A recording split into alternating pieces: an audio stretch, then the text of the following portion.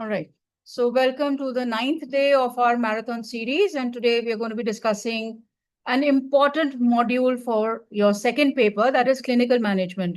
So a lot of you have this doubt whether clinical management is important or not. Well, in the paper 2, it holds quite a significant weightage. And you can expect anything from around 15 to maybe more questions. Okay, so the topics are varied, and let's go through the most important ones that were asked in the July 2025 exam. Okay, so first we'll begin with obstetric emergencies and intrapartum care. So the topics that we are going to cover are antepartum hemorrhage, which is frequently, very, very frequently tested area. Then postpartum hemorrhage, again, is very, very important. And as you can see in the graph over here that I've shown, this is the most recent EMBRACE guideline. And the last paper had actually asked about what is the most recent maternal mortality rate, which was around 12.8 per 100,000 maternities. So the causes of maternal mortality, the direct causes, the indirect causes are very important. Amongst the direct causes, it is thrombosis and thromboembolism, which you can see here in the hashed bar. And amongst the direct causes, it is cardiac disease, which is the most common. Okay, but overall, the most common is thrombosis and thromboembolism. That is why clinical management and obstetric emergencies becomes a very, very hot topic. Okay, then we'll be discussing hypertension and pre-eclampsia. We'll be discussing certain obstetric emergencies like maternal collapse. Then we will be touching upon labor, partogram, and fetal monitoring.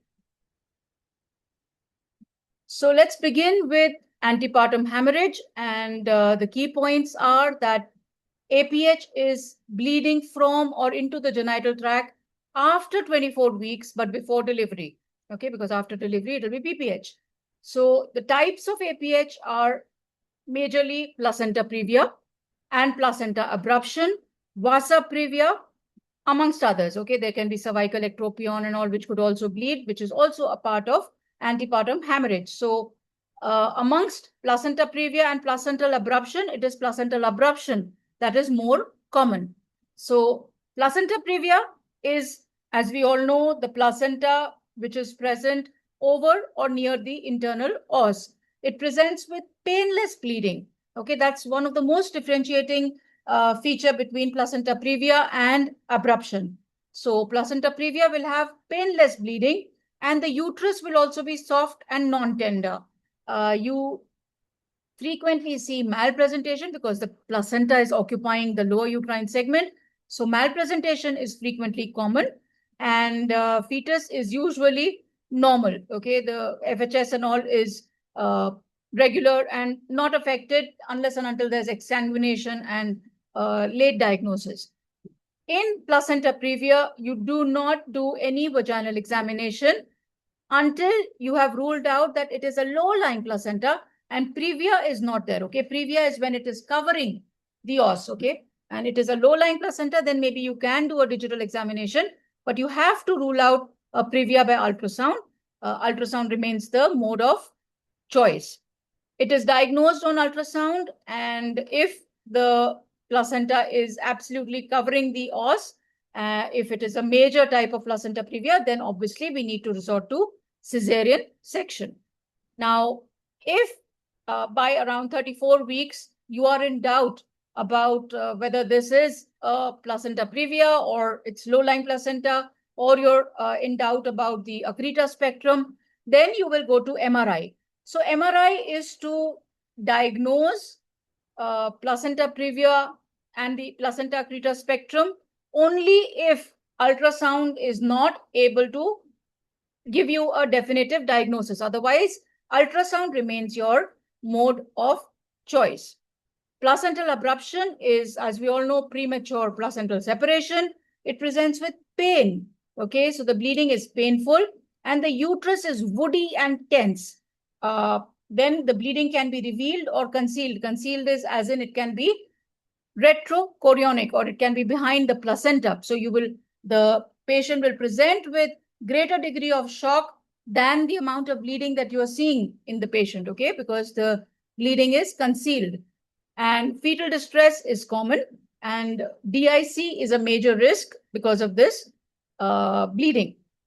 So again, in the image, placenta previa, it is painless bleeding, soft, non-tender uterus, the bleeding is bright red blood, and malpresentation is common, and the fetus usually stays well until late. Okay, again, no vaginal diagnosis. Diagnosis is by ultrasound, and if it's a major placenta previa, then you will deliver by cesarean. If it is accreta and there is a previous cesarean, then the risk will increase, and especially if the placenta is anterior. Okay, so it is over the incision line. Placenta abruption, again, we've discussed, it is painful bleeding, woody, tense uterus. The bleeding may be dark blood because it is concealed blood which is coming out.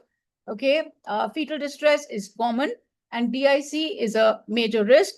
The predisposing factors for placental abruption are hypertension or an abdominal trauma, or if the patient is a smoker or she is addicted to cocaine.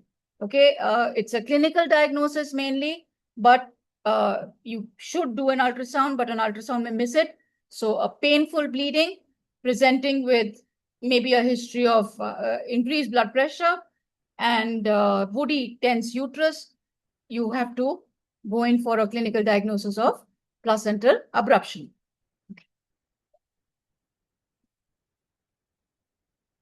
Vasa previa is when the fetal vessels are covering the os. Okay, so if the membrane ruptures, then the bleeding will be directly from the fetus. Okay, so the bleeding is painless, but the bleeding is fetal. Okay, so fetal as in from the fetus, not fatal. It is fatal for the fetus also. Okay, if the bleeding is not controlled or not diagnosed and the patient is not taken for an emergency cesarean, then the fetal exsanguination takes place. The fetus can bleed profusely and the entire blood can come out and the baby can die.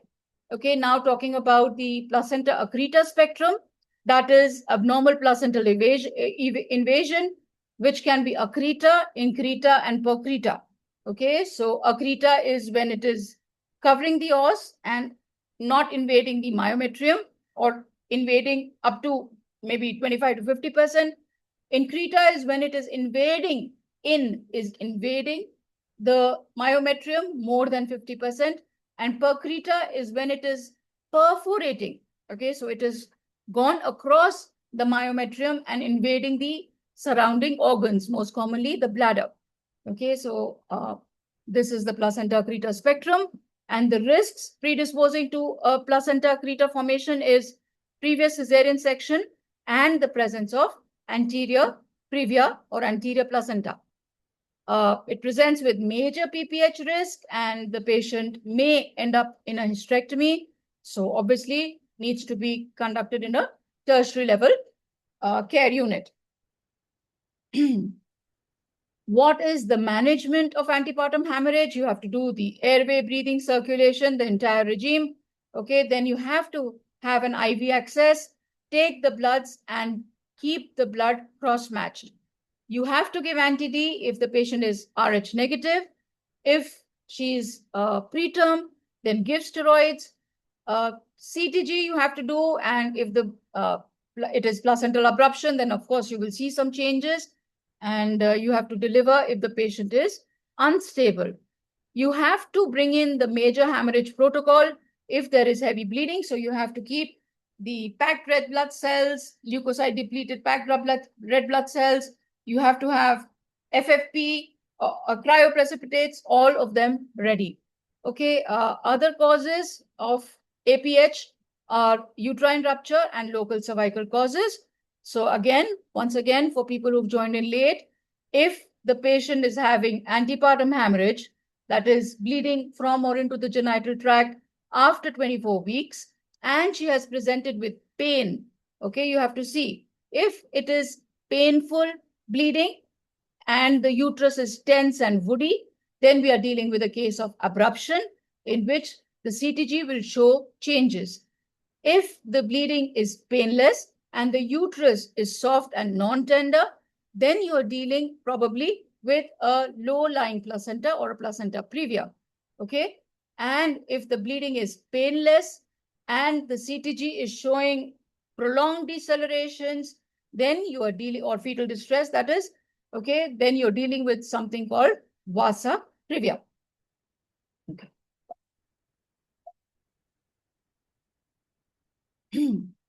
Quickly recalling the antepartum hemorrhage. So APH is bleeding after 24 weeks of gestation from or into the genital tract. Previa, there's painless soft uterus. Abruption presents with a painful, woody and tense uterus. It will present with CTG changes. Previa will not have CTG changes. In previa, you will not do any vaginal examination unless ultrasound rules out that it is covering the os. Abruption can be concealed, so you have to keep that in mind, okay? The patient will present with signs of shock, but the bleeding may not be as much, commensurate with the bleeding, with the clinical features. So that is probably pointing out to concealed abruption. So you have to keep that in mind. Abruption can give rise to DIC, that's a major complication in it, and also fetal distress. Vasa previa, in that it is the bleeding is coming actually from the fetus.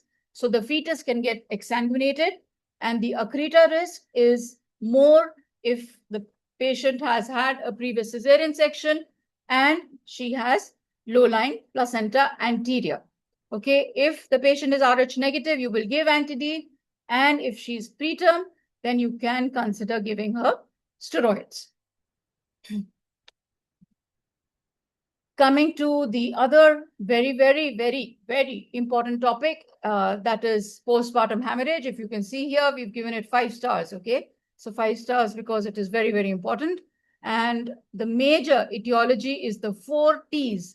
So tone, trauma, tissue, and thrombin, out of which tone is the commonest, that is around 70% of cases. Postpartum hemorrhage will be due to atonicity. What is the definition of PPH? Blood loss of more than or equal to 500 ml, which is a vaginal from or into the genital tract, or more than or equal to 1000 ml in a cesarean section. So vaginal delivery more than or equal to 500 ml and cesarean section more than or equal to 1000 ml.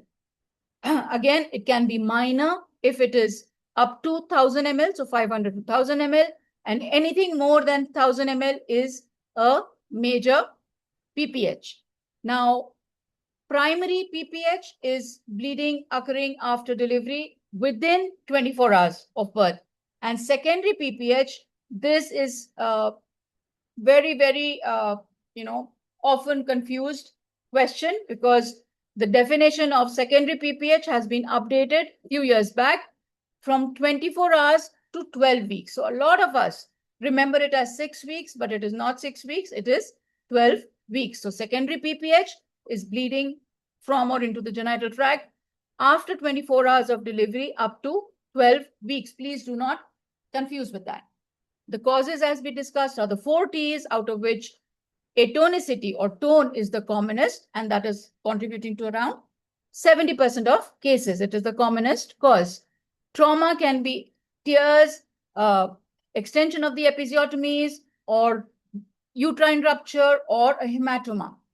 Tissue, as in a retained placenta or retained products, okay, that is around 10% of cases. Thrombin, that is coagulopathies, and it can be from DIC or inherited coagulopathies. So risk factors predisposing to PPH are prolonged labor, macrosomia, multiple pregnancy, polyhydramnios, patient with previous PPH, and grand multiparity, because that gives rise to atonicity. Okay, again, the table is telling you about the definition and the causes. The tone is commonest. Trauma is from genital tract injuries like perineal and vaginal tears, which are another frequently tested topic in MRCOG exams. Then episiotomy, cervical tears, uterine rupture, any hematoma which is present, and the management will involve repair, and suturing it. Tissue or retained products can be a retained placenta, it can be retained membrane or clots, and a placenta accreta, which sometimes we have to leave a little bit of tissue behind. Okay, so that can also bleed. And the management is obviously either removal, whether manual or surgical. And sometimes if we can't do anything, we can even consider methotrexate. Okay, but the main management remains removal of the tissue. Then coagulopathies, or the fourth T, which is thrombin, which is rare, but it can present, okay, especially post-abruption if the patient has gone into DIC, or in a patient of sepsis, amniotic fluid embolism, severe pre-eclampsia, or HELP syndrome. Okay, so the patient can go into DIC and they can present with PPH. Okay, inherited conditions like von Willebrand disease, and if the patient has been on anticoagulants. Okay, so you have to correct the clotting factors and give cryoprecipitate and FFP to improve the fibrinogen levels and the coagulating factors so that the bleeding can be controlled. The management ladder is for uterine atony is first you have to go and massage, see if there are any retained products and remove them. Then you start with the medical uterotonics. You have to give oxytocin, which is the first line.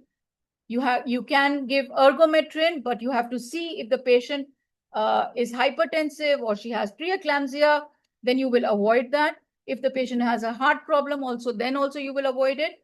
Then you can give carboprost, which again, you have to see if the stem of the question says the patient is asthmatic, then you will not give her carboprost, and misoprostol and tranexamic acid.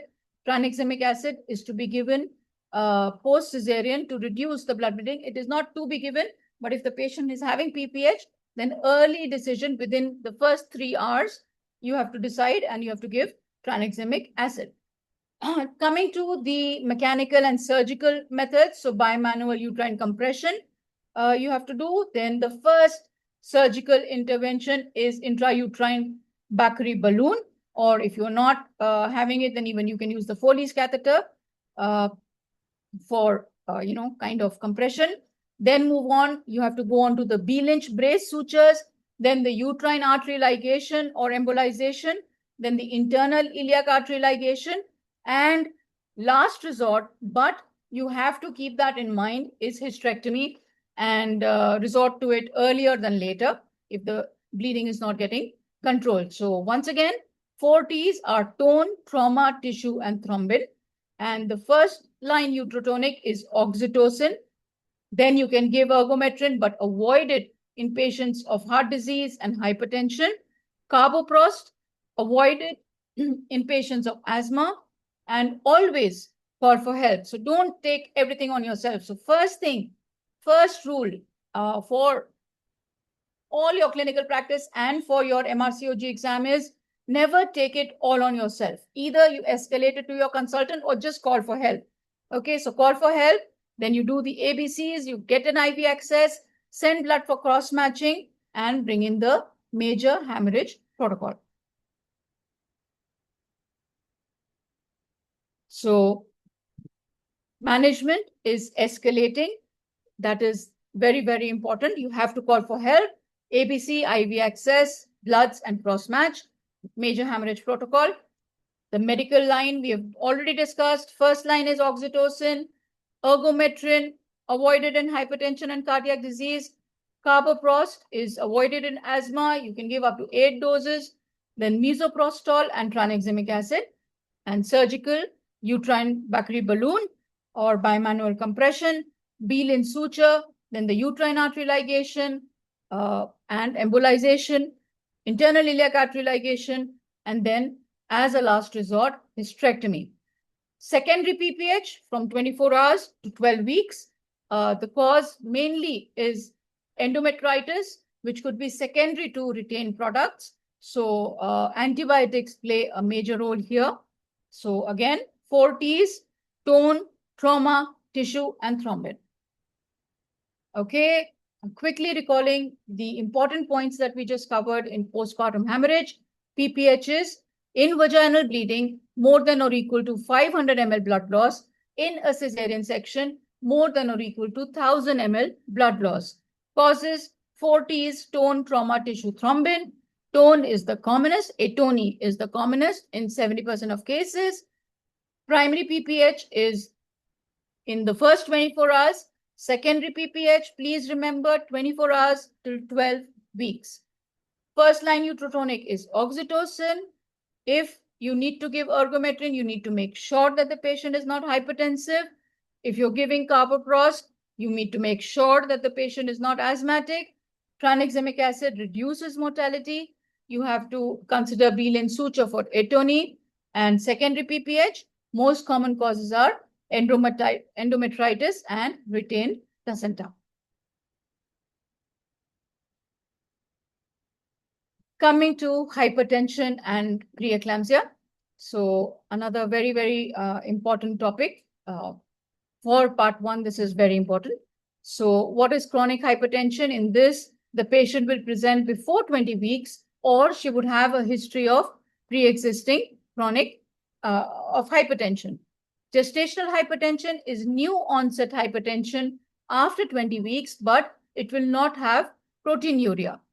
Once the patient has a new onset hypertension after 20 weeks, and along with that, there is presence of proteinuria, that is the PCR is more than or equal to 30 milligrams per millimoles, or there is any evidence of maternal organ dysfunction, whether it's kidney, the liver, neurological or hematological, or there is evidence of fetal growth restriction, that is evidence of uteroplacental dysfunction, then you are calling it preeclampsia.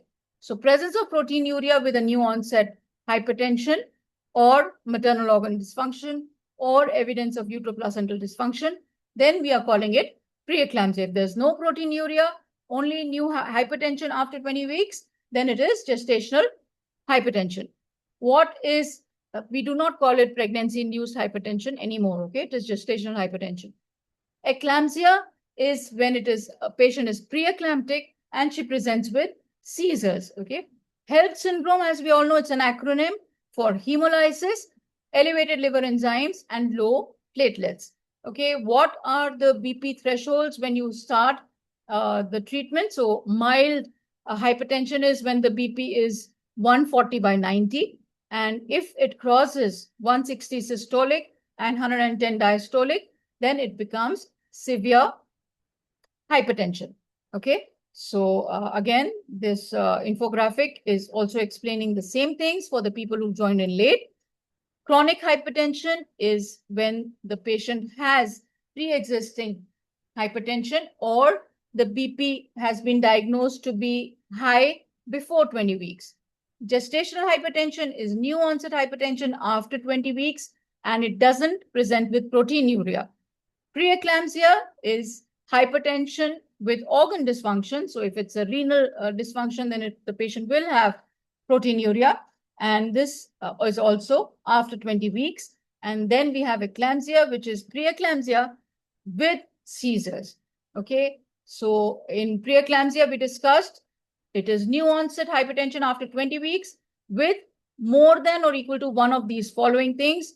Either the PCR is 30 milligrams per millimoles. The renal dysfunction is evident by increased creatinine. There is increased transaminases, which is pointing towards liver dysfunction, or the patient presents with headache, visual dysfunction, there's clonus or seizures, of course, will be eclampsia. Hematological signs like low platelets or hemolytic features, and evidence of uteroplacental dysfunction or fetal growth restriction. HELP syndrome is hemolysis, elevated liver enzymes, and low platelets. And the BP thresholds is mild hypertension when systolic is crossing 140 and the diastolic is 90. Severe is when it is crossing 160 and the diastolic is 110. The pathophysiology is because of defective spiral artery remodeling, which gives rise to placental ischemia.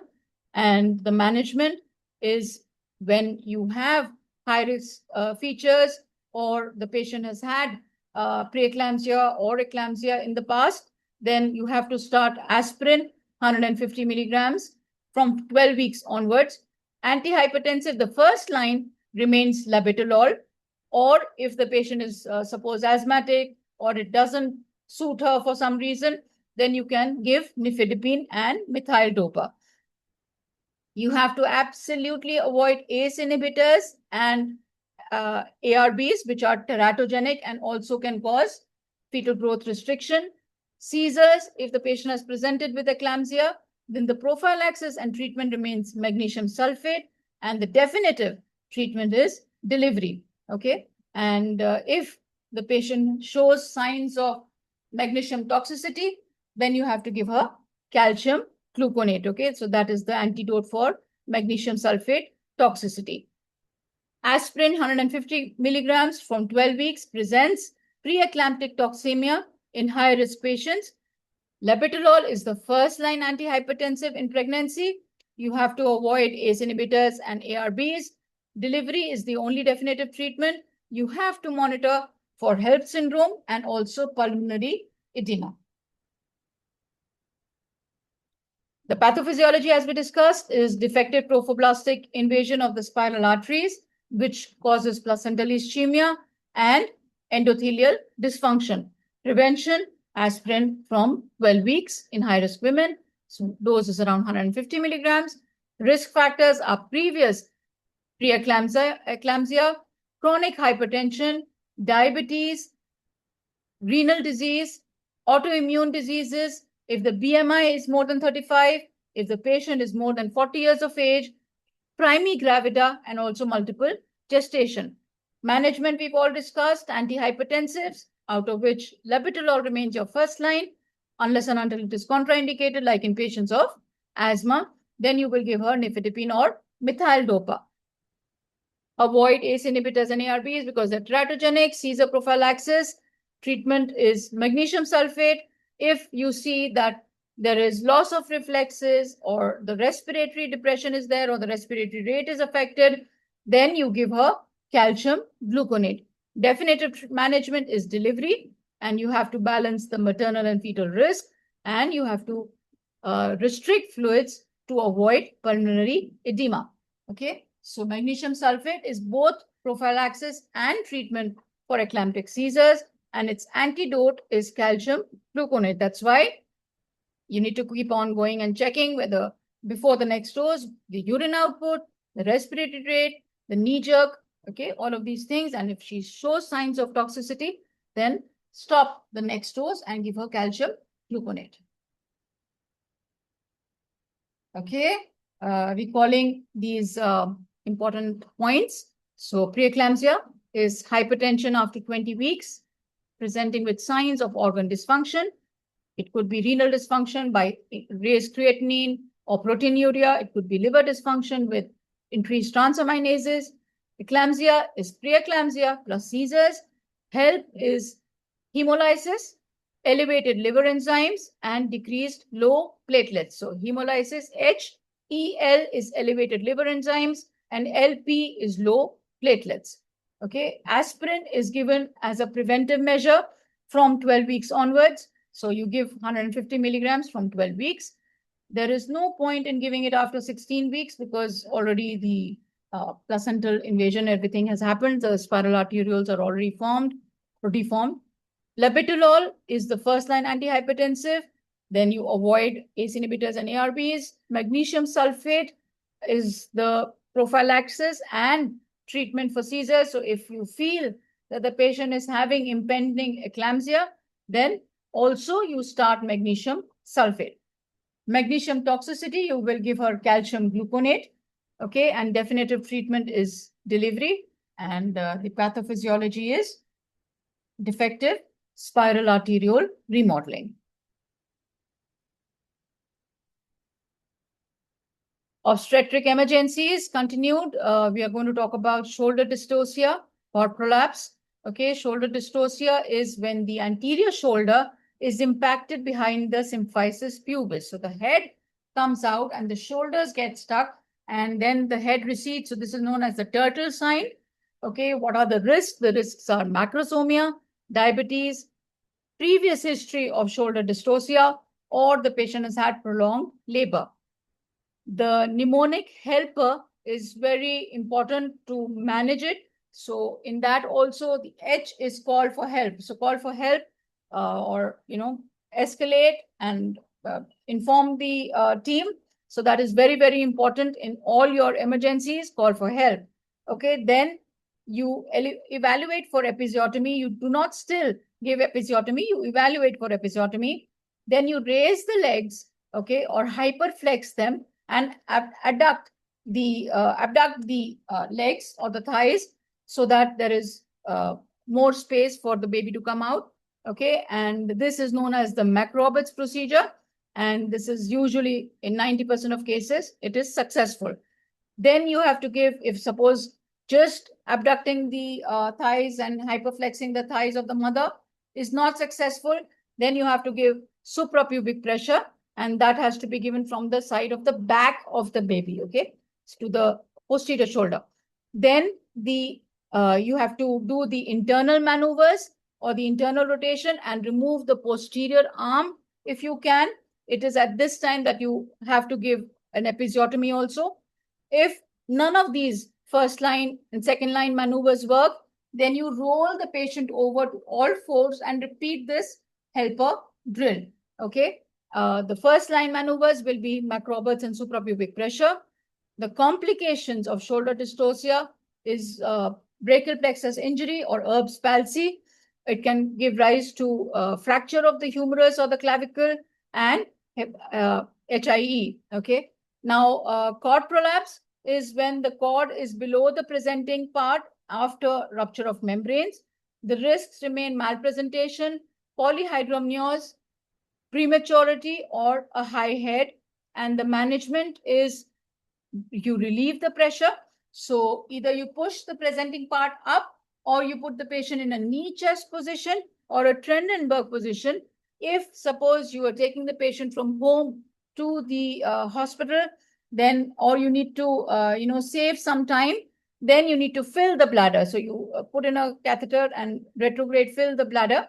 So that will also lift the presenting part up. And if it is causing CTG changes, then you have to do urgent delivery by usually the cesarean section. Unless the delivery is imminent, then deliver her vaginally. Okay, so the helper drill is very important. H for help, E for evaluate for episiotomy, L is the legs. Okay, so that's McRoberts procedure, which is you have to hyperflex the hips and abduct the thighs. This is the first line. And along with that, you give suprapubic pressure. So both of them remain first line. Then you do the entering procedures and the internal rotation, which is also called by the Rubin technique or the Woods corkscrew method. And then try and remove the posterior arm. It is at this time that you may need to give an episiotomy. Then you roll over the patient and do all the procedures once again. Okay, so definition is anterior shoulder impacted behind the symphysis pubis, risk factors, macrosomia, diabetes, previous dystocia, prolonged labor, and instrumental delivery. What are the other emergencies? We just discussed cord prolapse. So what you need to do is relieve the pressure. Either you push the head up manually or put the patient in a knee chest position, or if you need to give some more time, then you fill the bladder. So the bladder gets filled and the presenting part is lifted, or you take the patient for a type 1 cesarean if the fetus is in distress.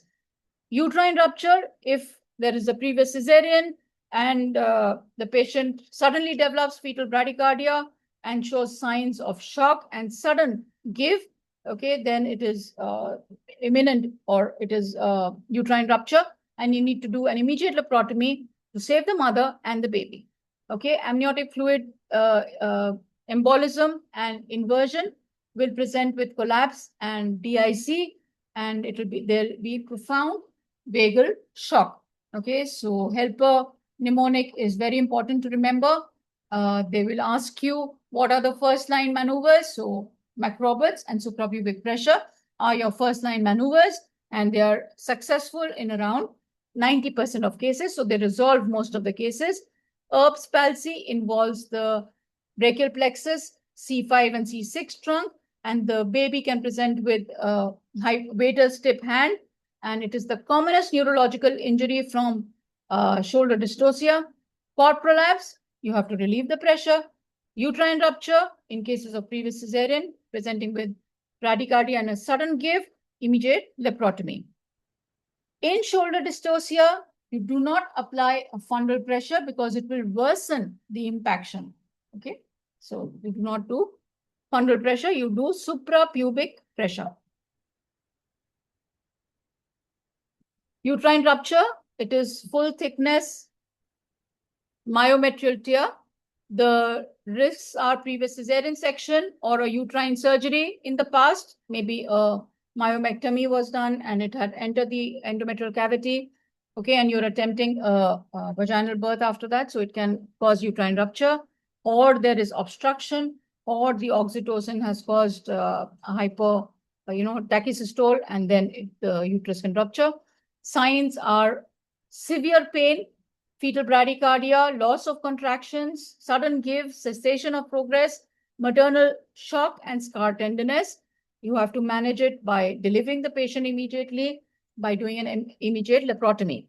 Amniotic fluid embolism is rare, but it is catastrophic. It is just very, very, very sad. Okay, the patient presents with sudden collapse. Everything is going normally. You have delivered the patient. You've gone back and you're writing your notes, and suddenly you get a call that the patient has collapsed. It's bad.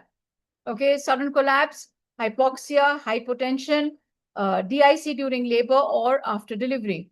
You have to give supportive management and resuscitative management, and it has a high mortality. Uterine inversion is when the fundus prolapses through the cervix. It is associated with cord traction and also fundal pressure. Patient will present with profound shock, vagal shock, and immediate replacement by Johnson maneuver is what we do.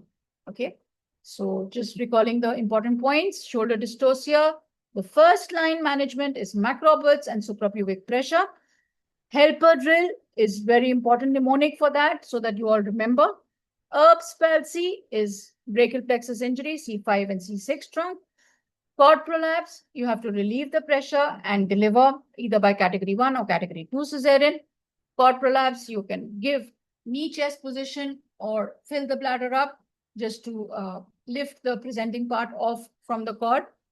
Uterine rupture presents with fetal bradycardia and maternal shock, okay, especially in patients with previous cesarean or previous uterine surgeries. If there is a rupture, you need to do immediate laparotomy and deliver the patient to save the baby and the mother. Amniotic fluid embolism presents with collapse, DIC, and hypoxia. Uterine inversion presents with profound shock, and you have to do Johnson maneuver to replace the inverted uterus. Talking about labor, partogram, and fetal monitoring. So we must know the stages of labor. So we all know that the labor has 3 stages, or now 4th stage also. Okay, so the 3 stages are: first stage is from the onset of regular uterine contractions to full dilatation. Okay, it is divided into a latent phase and an active phase. Now, according to RCOG, okay, so WHO has different guidelines. ACOG says different guidelines. RCOG is still saying latent is from 0 to 4 centimeter. Okay, active phase is 4 to 10 centimeter. And second stage is from the full dilatation to delivery of the baby. Third stage is delivery of the placenta and the membranes. Okay, so these stages are very important. In the active stage of labor, that is the first stage, active phase, in primigravidas, the expected rate of dilatation is around 1 centimeter per hour, and the progress is ideally tracked on a partogram and action and alert lines. I think I have that on my next slide. Second stage is full dilatation to delivery of the baby. It has got both a passive phase when the patient is not really pushing, and then she develops that urge to push. So it is also divided into a passive and an active phase. There are certain cardinal movements which are important to remember. So the head is first engaged, then it descends through the pelvis. Then as it hits the pelvic floor, it undergoes flexion. Once the flexion has happened, then there will be internal rotation so that the smallest diameter presents. Then the baby will be delivered, the head is delivered. Then there is extension and restitution or external rotation to the same extent as the internal rotation. And then the entire baby is expelled. So these are cardinal movements of labor. Then, of course, partogram is a pictorial record or a graphical record of progress of cervical dilatation, descent, contractions, maternal parameters, fetal parameters, like a color, amount, everything, okay? Temperature, vitals, everything of the mother. Then the third stage is delivery of the placenta and membranes. In that, you have to do active management of the third stage of labor by giving uterotonics and controlled cord traction.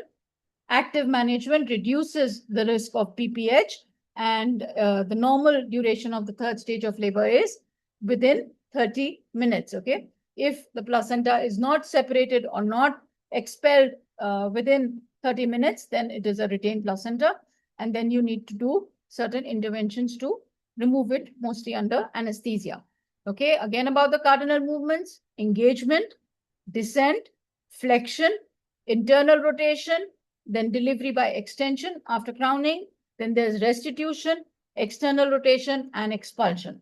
Okay, why does the labor fail to progress? So non-progress of labor can be due to the 3 P's: power, passage, and passenger. Power is when there are inadequate contractions. So if the membranes are intact, then you can do ARM. Or if the membranes have already ruptured and still there are no contractions, then you can augment with oxytocin. Passage, if there is any cephalopelvic disproportion. Then passenger, if the baby is in a malposition or malpresentation, then also the labor will not progress. And Bishop's score is used to assess the cervix for induction of labor. So a favorable Bishop's will, if you induce the patient at that time, then the labor will be induced successfully. Okay, and if the Bishop's is unfavorable, then of course there is likelihood of failure of induction. So first stage is onset of regular contractions till the full dilatation of the cervix, or 10 centimeters. Second stage is from the full dilatation of cervix to the delivery of the baby. Third stage is expulsion of the placenta. Active first stage in nulliparous is around 1 centimeter per hour, and you have to do tracking on the partogram. And if the patient is having failure to progress, it could be because of any of these 3 causes, the 3 P's, which is power, passage, and passenger. Okay, so power, passage, and passenger is how we assess the progress of the, the labor. So these are the 3 factors which can cause delayed progress. And like we discussed, nulliparous, the dilatation is around 1 centimeter per hour. Then this is your partogram. Okay, you have maternal information here. You have to have the hospital number, the NHS number, and the name here. Then the labor, when was the active labor established? Then what time are you, taking your observations? And nowadays, earlier, the labor, the partogram used to involve even the latent phase, but now it is only from the active phase of labor. So from 4 centimeter only it is tracked. Okay, and then you have the alert line, and 4 centimeter from there, you have the action line. So if the parameters are going beyond the alert line and they reach the action line, then you need to take action. Okay, so failure to progress causes, again, 3 P's: power, passage, and passenger. If there are inadequate contractions, give her oxytocin. If there is cephalopelvic disproportion, then take an action, do a cesarean section. If there is malposition and malpresentation, again, decide what you need to do. Induction of labor is after Bishop's score. You assess the cervix and you see how effaced it is, what is the dilatation, and accordingly induce the patient. Then membrane sweeping is also a form of induction of labor. You can use prostaglandins, you can do a balloon dilatation, amniotomy, or with oxytocin also, you can induce labor. Fetal monitoring can be intermittent auscultation in low-risk patients or a continuous CTG in high-risk patients. And it can be interchanged, okay? So if you're doing intermittent auscultation, but you suddenly feel that the patient is, getting high risk or there's some delay in labor, then you can always put her on continuous CTG. Or if she develops temperature or she wants epidural, then you can always convert it to the continuous CTG guidelines. I mean, that kind of thing. Fetal blood sampling is only done if there are concerns. The most recent NICE guideline update has said that fetal blood sampling is no longer to be considered, but you need to know that fetal blood sampling, so more than 7.25, if the pH is there, then the baby is normal. If it is less than 7.20, then the baby is not doing well and you need to expedite the delivery. So just know the important numbers, and you must know that NICE no longer recommends fetal blood sampling.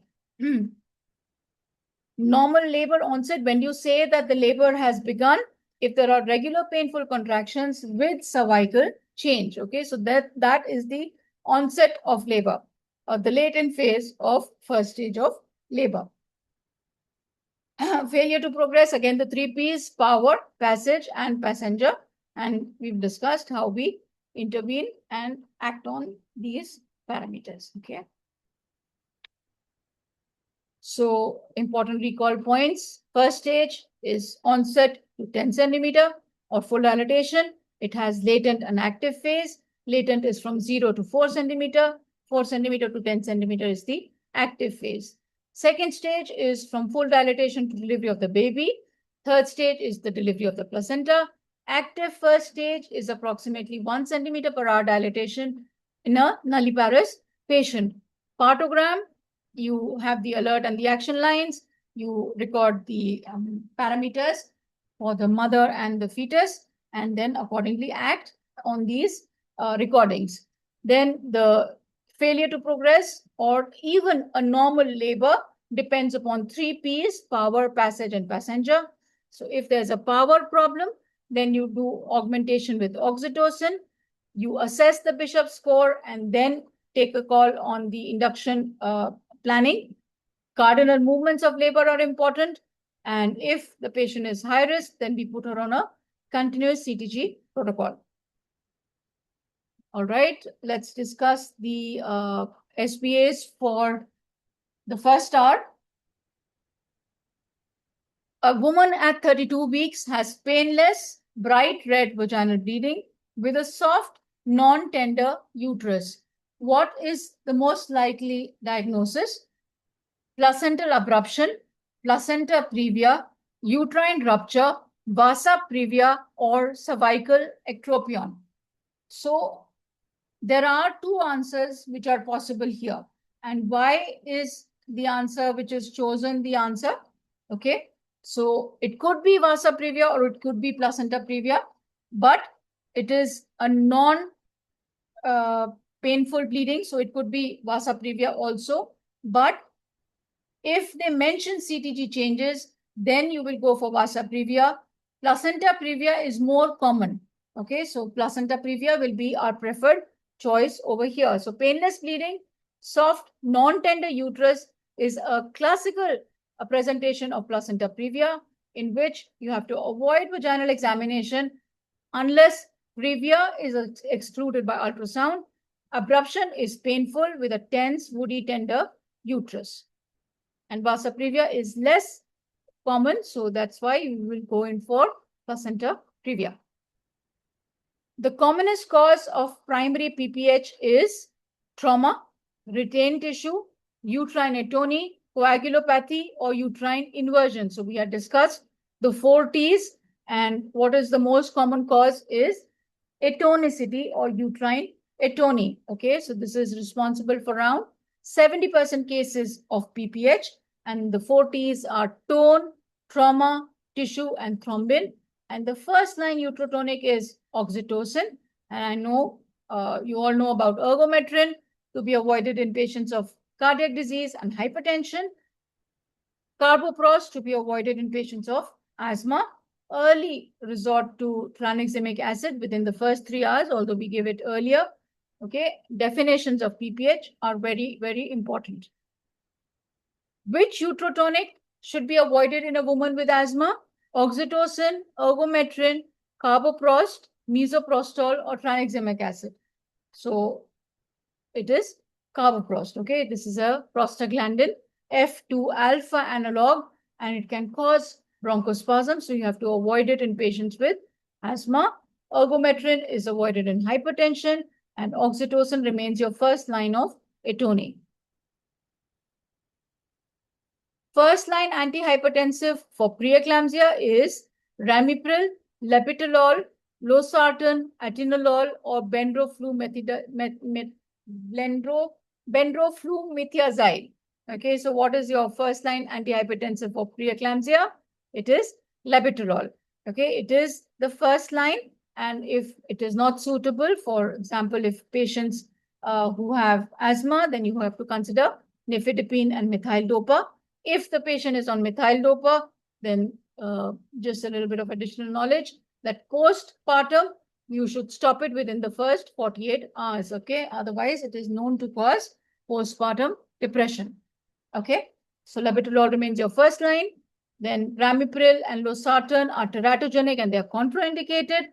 Magnesium sulfate is both a prophylactic and also a treatment for seizures, okay, for eclamptic seizures.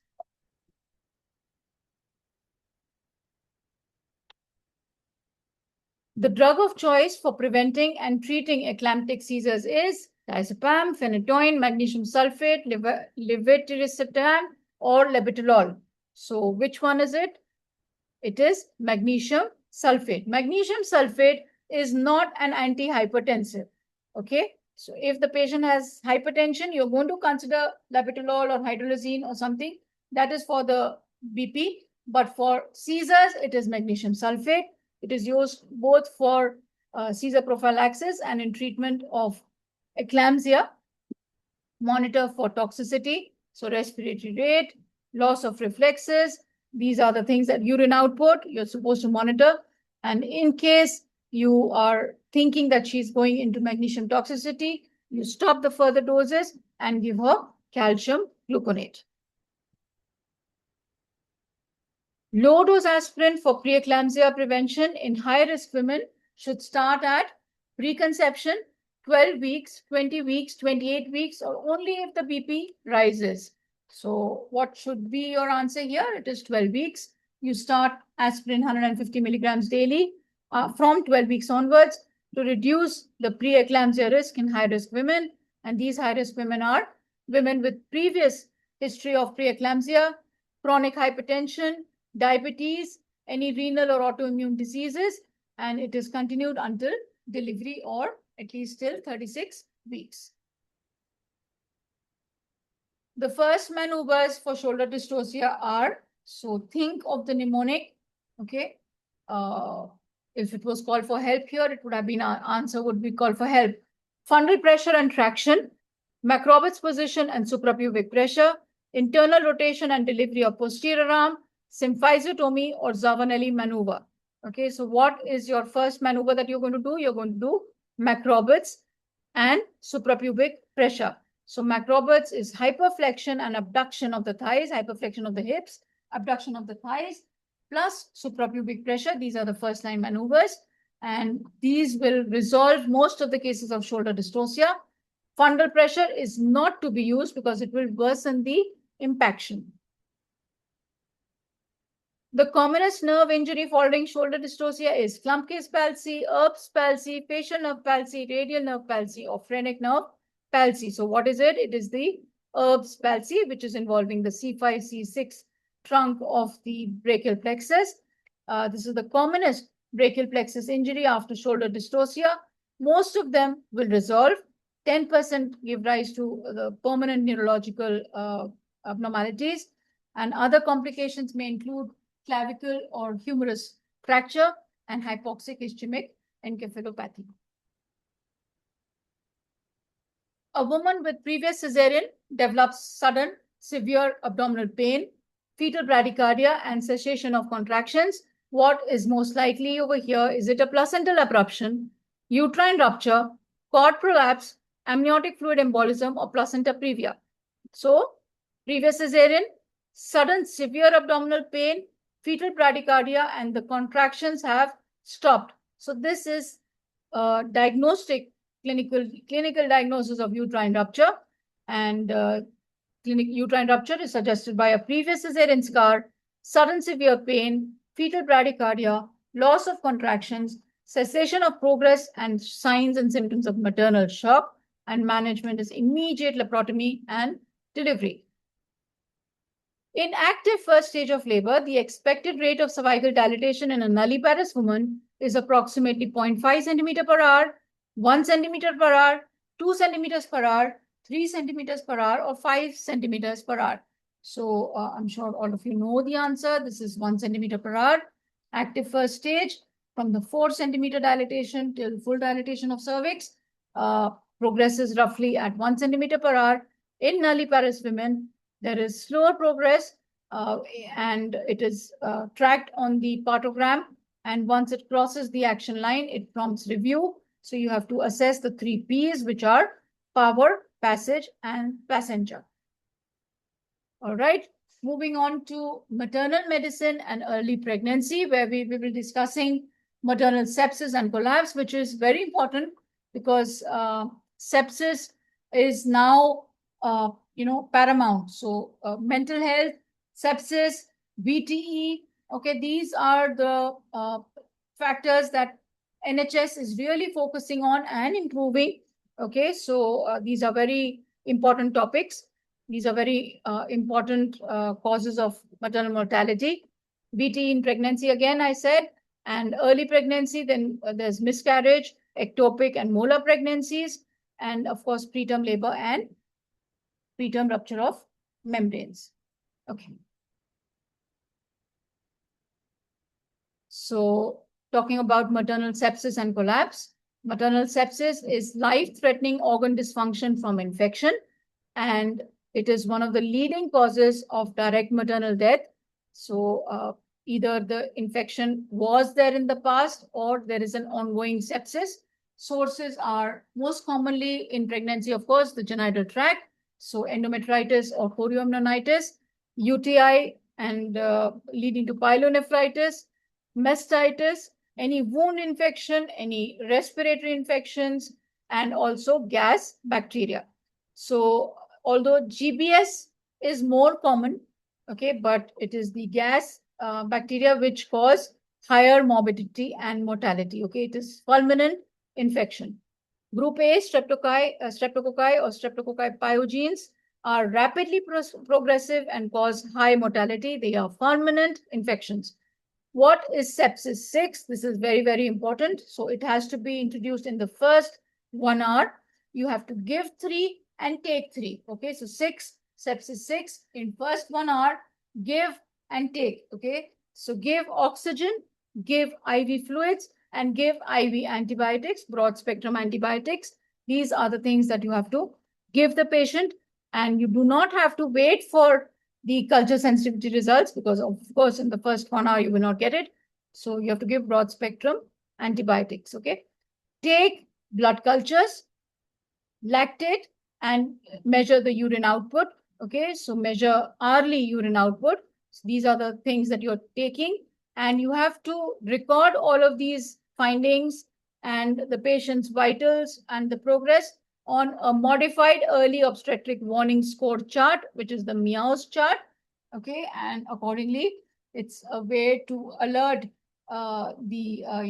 if you're going out from your duty and the other team is coming in, so they can see it also has amber and red zones. So it's an easy identification of patient's progress or deterioration. Okay, So give 3, take 3. Then the sources of sepsis can be either from the genital tract, which is endometritis or chorioamnionitis, group A, streptococcus or streptococcus pyogenes. These are rapidly progressive fulminant cases, cause high mortality. Then UTI and untreated UTI, which can lead to pyelonephritis. Then mastitis, any wound infection, any atelectasis or any respiratory infections. You have to track them or trace them on a MEOS chart and recognize them.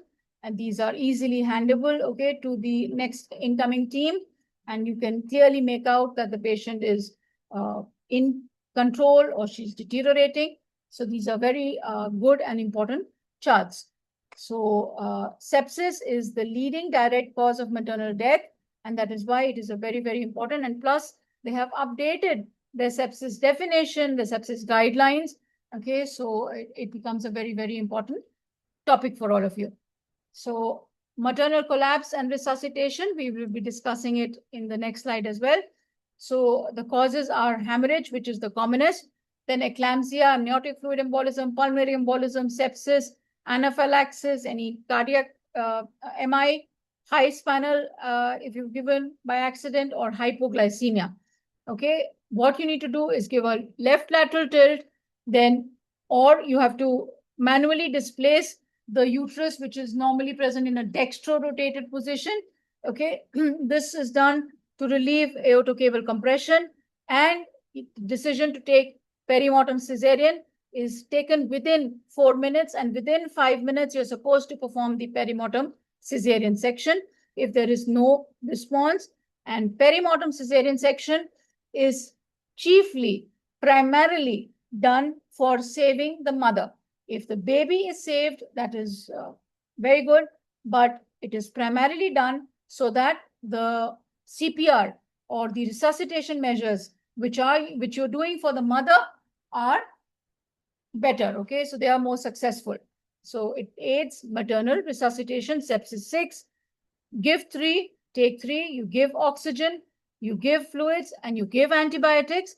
You take cultures, you take lactate levels, and you measure the urine output. This is all done within first hour. Group A streptococcus or streptococcus pyogenes is rapidly fatal and fulminant infection. You have to track it on MEOS chart, and in collapse, like we discussed, left lateral tilt, perimortem cesarean within 5 minutes if there is no response to resuscitation. Maternal causes, there are 4H and 4Ts. So the 4H are hypovolemia, hypoxia, hypo or hypokalemia and hyponatremia, and hypothermia. Okay, so 4H and 4Ts are thromboembolism, toxicity, that could be because of the anesthesia, because of magnesium or any other cause. Then tension pneumothorax following a trauma or maybe a suicide attempt. I mean, that's given. Okay, then tamponade, again following trauma, and eclampsia and pre-eclampsia. And this eclampsia and pre-eclampsia can cause intracranial hemorrhage and cause maternal collapse. So the causes are 4H and 4T. Hemorrhage is the commonest cause, followed by eclampsia, amniotic fluid embolism, pulmonary embolism, sepsis, anaphylaxis, myocardial infarction, any intracranial events, a high spinal block, okay, and hypoglycemia. Resuscitation in pregnancy, it follows the same pattern. However, what is important is left lateral tilt, or you displace the uterus manually to relieve aortocaval compression. Okay, the algorithm is the same, but within 5 minutes, a perimortem cesarean section should be performed if there is no response to your CPR. The hand position is present higher on the sternum than the regular adult resuscitation. Early warning is by tracking on the MEOS chart, which will help to trigger escalation also. It will help you identify whether the patient is deteriorating. So it will help you to escalate. And if there is anaphylaxis, then you have to give her adrenaline intramuscularly 0.5 milligram, maintain the airway, and give her fluids. And if there is a hemorrhage, you have to always ask yourself, could it be a concealed hemorrhage? Okay, so in a case of maternal collapse with APH, always consider whether she's having any concealed bleeding. The patient will present with shock and collapse, but the bleeding may not be that much, so you have to consider if it is concealed bleeding. Again, about sepsis 6, because it is very, very important, give 3, take 3. Give oxygen, give fluids, give antibiotics within the first 1 hour, and take cultures, measure the serum lactate levels, and measure the urine output. Okay, all of these are within 1 hour. Maternal sepsis and collapse, important topics that we have discussed. Sepsis is the leading direct cause of maternal mortality. Group A, streptococci or the gas bacteria, they cause higher mortality, although they are not as common as GBS, but they cause higher mortality. They are highly fulminant. Sepsis 6 is within 1 hour. You give 3, you take 3, and Meo's chart is your obstetric early warning chart. In a case of antepartum maternal collapse, to relieve the aortocaval compression and to help in the CPR measures to become more successful, you have to give either a left lateral tilt or you have to do a manual displacement of the uterus. The uterus is normally dextro-rotated. Perimortem cesarean is done within 5 minutes. Hemorrhage is the commonest cause of collapse, and you must consider concealed hemorrhage if the patient has a little bit of bleeding, but the patient is in more serious shock. Okay, in anaphylaxis, of course, you give her IM adrenaline. VTE in pregnancy, we have discussed in the previous discussion that I took that pregnancy is a hypercoagulable state. So there is an increased risk of VTE. In pregnancy, it increases around 5 times compared to the non-pregnant population. And postpartum, it is around 20 times more. Okay, it is a leading cause. It is the most common cause of direct maternal deaths in many reports. VTE risk assessment is highest in the purpurium, especially in the first 6 weeks. Okay, so like we said, it is 20 times more in the postpartum period. Risk factors are if there's an episode of previous VTE, patient has thrombophilia, age more than 35, BMI more than 30, parity more than or equal to 3, patient is a smoker, immobile patient with pre-eclampsia, patient undergoing a cesarean section in which emergency cesarean predisposes to a higher risk, multiple pregnancies. There is a chart given in the GTG 37, and you have to check the risk assessment for VTE at booking and plus during each admission. If the patient has presented with DVT, it is usually on the left side, and that is due to the iliac compression. Patient will present with leg swelling and pain. If the patient is presenting with preeclampsia, pulmonary embolism, then it is she will present with dyspnea, pleuritic pain, tachycardia, or collapse. Okay, then the diagnosis is by doing, if you're suspecting a DVT, then you do a complex duplex ultrasound. If you're suspecting pulmonary embolism, do a chest X-ray first. And if that is not diagnostic, then you do either a CTPA or a VQ scan. Okay, so if chest X-ray, if you do a CTPA scan, you must know that the fetal radiation risk is around 0.1 milligrays, and it is more than, it is less than the VQ scan. VQ scan is 0.5 milligrays. D-dimer is physiologically raised in pregnancy. Therefore, it is not a very useful marker for DVT in pregnancy. Prophylaxis and treatment remains low molecular weight heparin. It is the drug of choice, and it is does not cross the placenta, so it is safe for the fetus. You will avoid warfarin because it is teratogenic and it can cause embryopathy and fetal bleeding, especially in the first trimester. So in case you need to start warfarin for a patient, she has heart valves replaced or some other reason where you cannot give low molecular weight heparin and you need to start warfarin, first trimester, no warfarin, and then you can start warfarin from 16 weeks onwards. Again, DOACs are not recommended in pregnancy and breastfeeding. You have to stop low molecular weight heparin for delivery or prior to epidural installation or spinal anesthesia, because it increases bleeding risk. If you are stopping the low molecular weight heparin, then you have to give other measures to prevent VTE, and that is by mechanical methods like TET stockings, mobilize the patient early, hydrate the patient so that the blood remains thin and the patient doesn't get VTE. Okay, and in high-risk patients, you may need to continue the prophylaxis up to 6 weeks postpartum. So low molecular weight heparin is the treatment of choice and also the prophylaxis in high-risk patient, and it does not cross the placenta. Warfarin is teratogenic, and D-dimer use is limited in pregnancy because it is physiologically also raised. So VTE risk, antepartum, it is 5 times more than the non-pregnant population. Postpartum, it increases multifold from 20 to 80 times. Highest risk is in purpurum, that is within the first 6 weeks. DVT is usually in the left leg. DVT is diagnosed by compression duplex ultrasound. If you are suspecting pulmonary embolism, you will do a chest X-ray and then a CTPA or a VQ scan. D-dimer is not useful in pregnancy because it is physiologically raised. Drug of choice is low molecular weight heparin. There is no placental crossing. You have to avoid warfarin because it is teratogenic, especially in the first trimester. DOACs are not recommended, and RCOG GTG 37 gives a chart for your risk assessment, and there's 37A and 37B.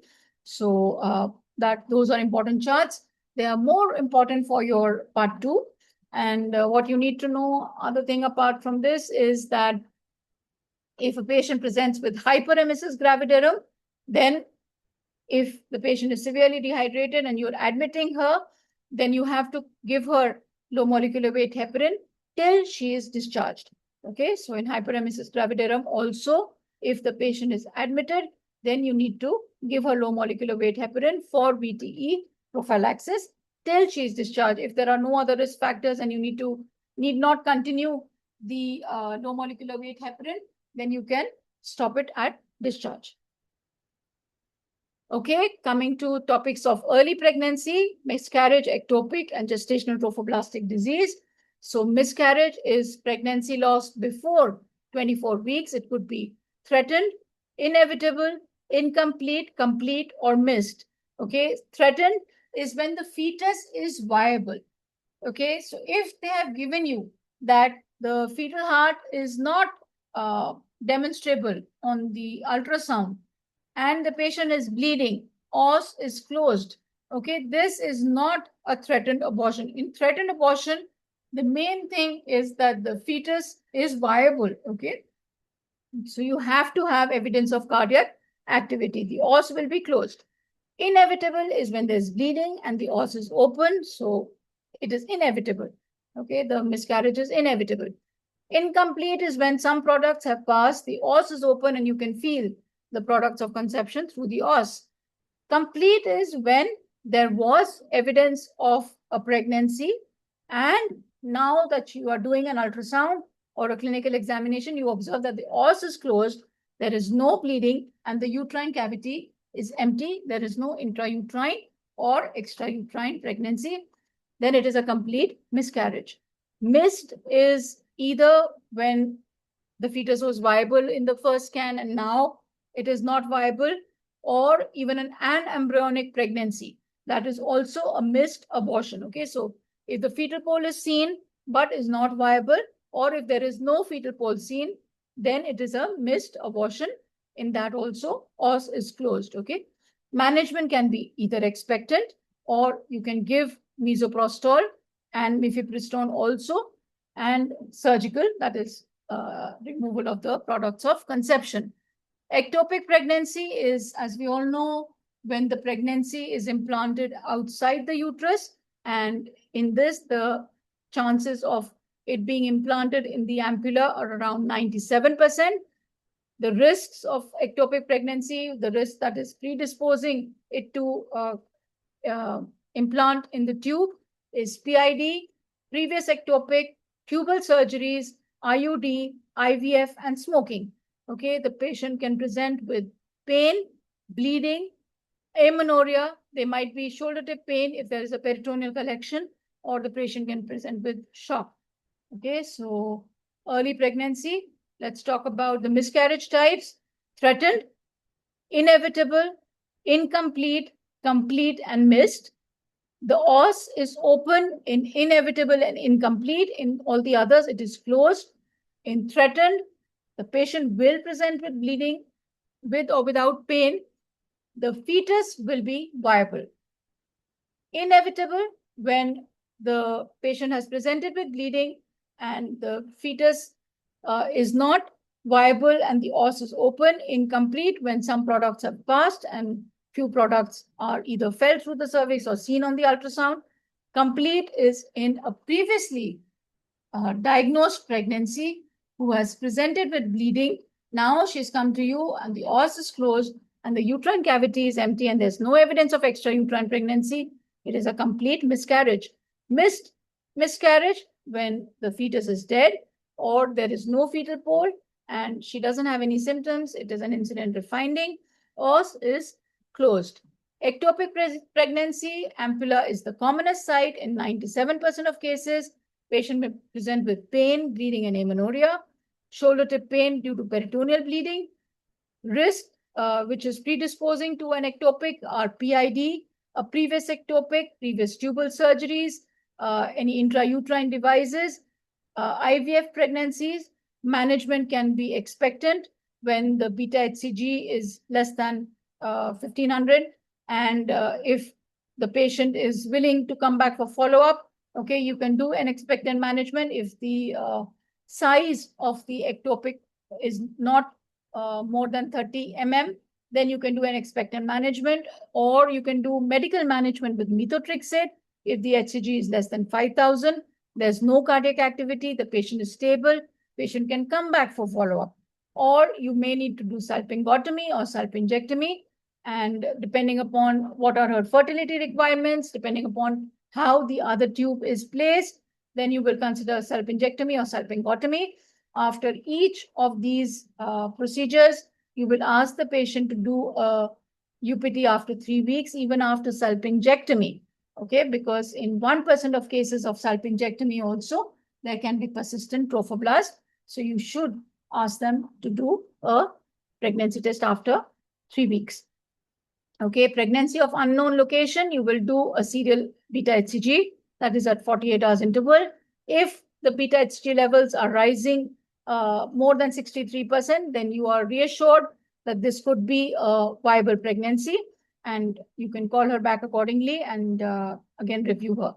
If suppose it is not rising more than 63% and it is not falling less than 50% also, then these are the red flag patients, and you must follow them closely to rule out an ectopic.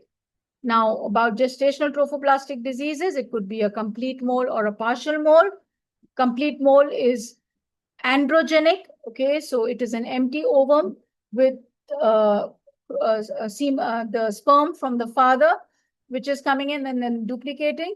So it could be 46XX most commonly, or 46XY sometimes. Okay, it is diploid and they're all paternal. So it is androgenic. There is no fetal tissue. The appearance on the ultrasound is of a snowstorm appearance, and it has a higher malignant potential. Okay, partial mole is triploid. It is 69XXY in most cases. There may be some fetal tissue or embryonic tissue which is present, and it has a lower malignant potential. Okay, so again, about the os, it will be closed if it is a threatened, missed, or complete miscarriage, and it will be open if it is an inevitable or incomplete miscarriage. Ectopic, 97% is in the ampulla of the tube. It can present with pain, shoulder tip pain, and management can be done medically with methotrexate. If the HCG is less than 5000, there's no cardiac activity, and the patient is stable and is willing to come back for follow-up. Complete mole is androgenic. It is most commonly the karyotype is 46XX. It is all paternal. There is no fetus. Partial mole is 69XXY. There is very high HCG in molar pregnancy, and there's a risk of choriocarcinoma, which has a hematogenous spread. Okay, ectopic, again, can be managed expectantly if the beta HCG is low or it is falling and the patient is stable and the sac is small. Methotrexate, HCG less than 5,000, no cardiac activity, patient stable, able to come back for follow-up, then you can consider for methotrexate. Surgical is when you do a salpingotomy or salpingectomy. If the contralateral tube is damaged, then you will consider salpingotomy because you need to preserve her fertility. Okay, and if suppose she's not willing for further pregnancies or the contralateral tube is healthy, then you can do a salpingectomy. HCG should fall after treatment, so you need to keep them on follow-up. Gestational trophoblastic disease, we discussed. Complete mole is androgenic, all paternal, most likely is 46XX. Ultrasound feature is snowstorm, there's no fetal parts. Partial mole is triploid, 69XXY. Some fetal tissue may be present. Both of them may present with very high beta HCG, large fodate uterus, hyperemesis, and early pre-eclampsia. There is a risk of choriocarcinoma, and you need to monitor them with HCG, and you need to register them with the regional trophoblastic centers. A PUL will obviously have a positive pregnancy test, but ultrasound will not show any intrauterine or extrauterine pregnancy. You will follow them up with beta HCG if they are stable. If they're unstable, of course, they're red flag initially only. You will manage them surgically. If they are stable, then you do a follow-up with beta HCG, see what is the rise. If the rise is more than 63% in 48 hours, then it is likely intrauterine, and you can call them up after 7 days unless and until the patient deteriorates. Os open, then it incomplete or inevitable miscarriage. Os closed, it could be threatened, missed, or complete miscarriage. Again, reiterating, complete mole is androgenic, everything paternal, most commonly it is 46XX, and it is diploid. Partial is triploid, most commonly 69XXY. Quick recalling all of these points. So miscarriage is a loss before 24 weeks. In threatened, the fetus is viable, the os is closed. In inevitable, the os is open. Missed miscarriage, the fetus is either not present, there's no fetal pole, or there's no cardiac activity. The patients usually have no symptoms. Okay, ectopic pregnancy, 97% in the ampulla or of the tube. Ectopic can present with pain, bleeding, shoulder tip pain. Methotrexate, if the HCG is less than 5,000, patient is stable and sac is less than 35 millimeter. Salpingectomy, if the other tube is healthy, or salpingotomy, and then you have to follow them up with UPT or beta HCG, because even in salpingectomy, there is a chance of persistent trophoblast.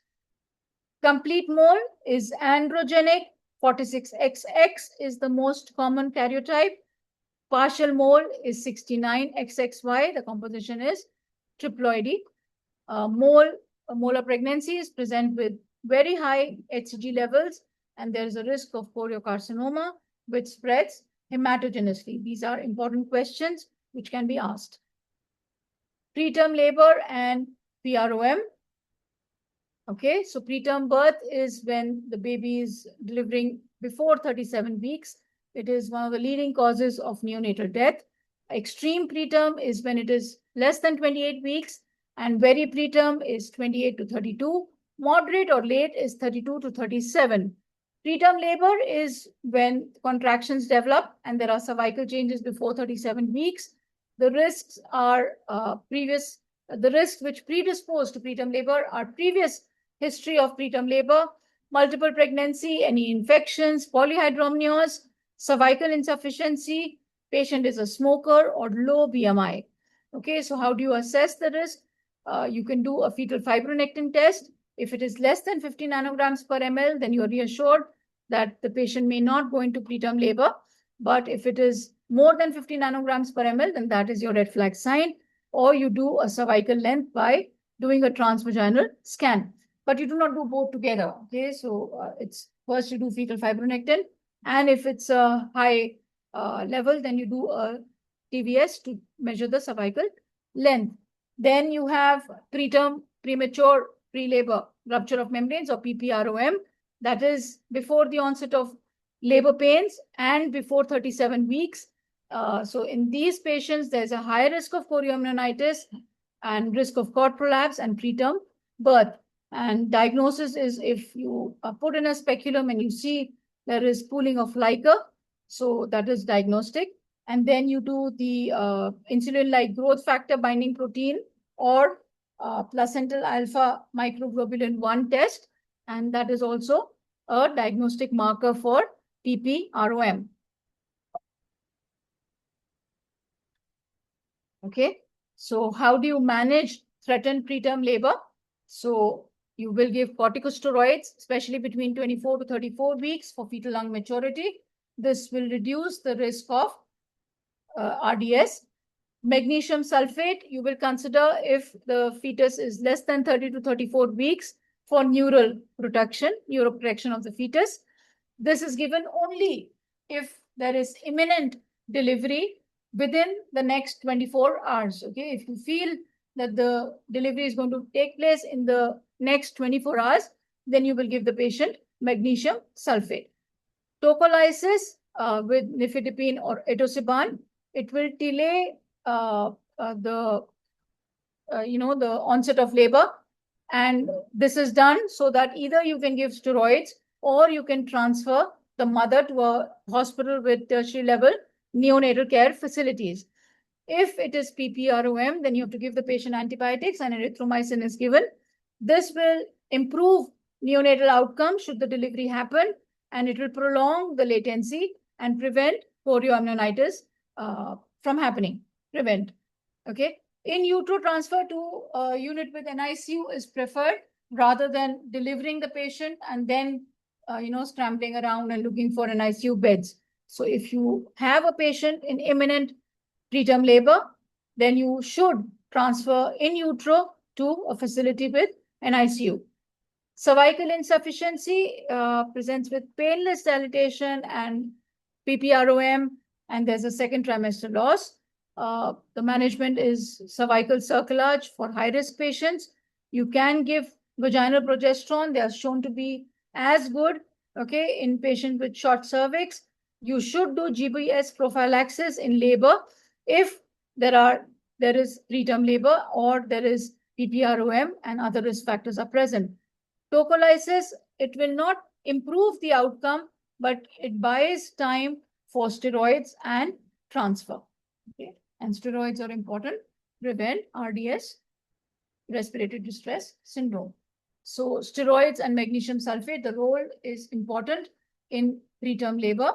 The lungs are immature in a preterm fetus. So that is why steroids are given between 24 to 34 weeks so that lungs are mature. RDS or respiratory distress syndrome is reduced. Magnesium, if the fetus is less than 30 to 34 weeks, for neuroprotection, if the delivery is imminent in the next 24 hours. And tocolysis is only given to buy time for either steroids or transfer in utero to a facility with NICU. So preterm is labor before 37 weeks. Steroids are given between 24 to 34 weeks to hope for lung maturity. Magnesium sulfate is given less than 30 to 34 weeks for neuroprotection. Tocolysis buys you time, approximately 48 hours, to cover the steroids and possibly transfer the patient to a higher facility. Nifedipine and etosiban are tocolytics. PPROM, you will give her erythromycin. It will prolong the latent period till delivery. and also prevent chorioamnionitis, improve the neonatal outcomes. PPROM risk is chorioamnionitis or infection and cord prolapse. Fetal fibronectin levels more than 50 will predict preterm labor. Cerclage is for cervical insufficiency, and vaginal progesterone has also shown benefit for patients with short cervix. Okay, let's move on to some SPAs. The sepsis 6 bundle should be completed within 10 minutes, 1 hour, 4 hours, 6 hours, or 24 hours. Very, very important upcoming topic, because every few years they're updating their sepsis guidelines, and the most recent bacterial infection in antepartum patients, they have updated it and brought it at par with the sepsis surveillance guidelines. So this is an important question. Sepsis 6 should be completed within 1 hour. Sepsis 6 is give 3 and take 3. You give oxygen, IV fluids, and IV antibiotics. Take blood cultures, lactate, and measure the urine output. Maternal sepsis is a leading cause of direct maternal death. There is no term now as SIRS or severe sepsis. Okay, so it is sepsis and then septic shock. Okay, so nowadays they do not use the term SIRS. Perimortem cesarean section in maternal cardiac arrest should ideally be performed within 1 minute, 5 minutes, 10 minutes, 15 minutes, or only after 20 minutes of CPR. So I'm sure all of you know this. It is done within 5 minutes. So decision to incision time is 4 minutes, and then within 5 minutes, you complete your perimortem cesarean. It is done if the CPR measures that you're doing are not responding, and it is to relieve the aortocaval compression in pregnancies beyond 20 weeks, and it will aid in maternal resuscitation and potentially save the fetus as well. And when you're doing resuscitation for a pregnant patient, especially beyond 20 weeks, you should do a left lateral tilt or manually displace the uterus. The uterus is normally dextro-rotated. Why is D-dimer of limited use in diagnosing VTE during pregnancy? Because it is suppressed in pregnancy. B, it rises physiologically in pregnancy. C, it only detects arterial clots. D, it cannot be assayed in pregnancy. Or E, it is altered by iron supplements. So we've discussed, even in physiology and now again, that D-dimer is physiologically raised in pregnancy. So that is why it loses its specificity, and a normal cutoff cannot be reliably used to exclude VTE. Diagnosis relies on imaging and compression duplex for DVT, CTPA or VQ for pulmonary embolism. The anticoagulant of choice for VTE treatment in pregnancy is warfarin, low molecular weight heparin, apixaban, aspirin, or unfractionated heparin only. So again, since you're dealing with patients in and out, you are all aware that low molecular weight heparin is the anticoagulant of choice. So it does not cross the placenta, so it's safe for the fetus. Warfarin is teratogenic. Apixaban or DOACs are not recommended in pregnancy and breastfeeding. And highest risk of VTE is in the purpurium in first 6 weeks postpartum. In a threatened miscarriage, the cervical os is open, closed, dilated to 3 centimeter, effaced and open and variable. So what are the criteria for threatened miscarriage? The fetus has to be viable. The patient has presented with bleeding with or without pain, and the os is closed. Okay. In a threatened miscarriage, os is closed. Pregnancy is still viable. Please, this is very, very important. Do not get confused with missed and threatened. Okay. In threatened, the fetus has to be viable. Okay. And open os indicates inevitable or incomplete miscarriage. And missed and complete miscarriage also have closed os, but the fetus is not viable in missed And in complete miscarriage, the uterine cavity is empty. So there's no pregnancy.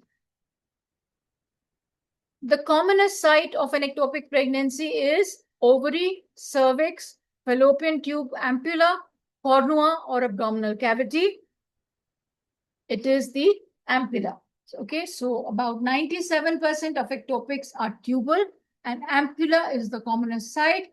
Risk factors include PID, a previous ectopic, previous tubal surgeries, IUCDs, IVF pregnancies. Shoulder tip pain suggests intraperitoneal blood. A complete hydatidiform mole typically has which karyotype? 46XX, all paternal, 69XXY, 45X, 47XXY, or 46XY, all maternal. So, of course, you will know the answer here because we've discussed it that it is androgenic, so all paternal, okay? But if suppose option A was 46XX, all paternal, and option E was 46XX, all paternal. Okay, over here it is all maternal, so you know it is not the criteria. Even then you will go for 46XX, all paternal, because that is the most frequently seen karyotype. Complete moles are androgenic, so all of it is coming from the father. So all of them are paternal origin. Okay, complete mole, usually 46XX with entirely paternal chromosome. There is no fetal tissue. Snowstorm appearance is seen on ultrasound. Partial mole is triploid. There is 69XXY with some fetal tissue.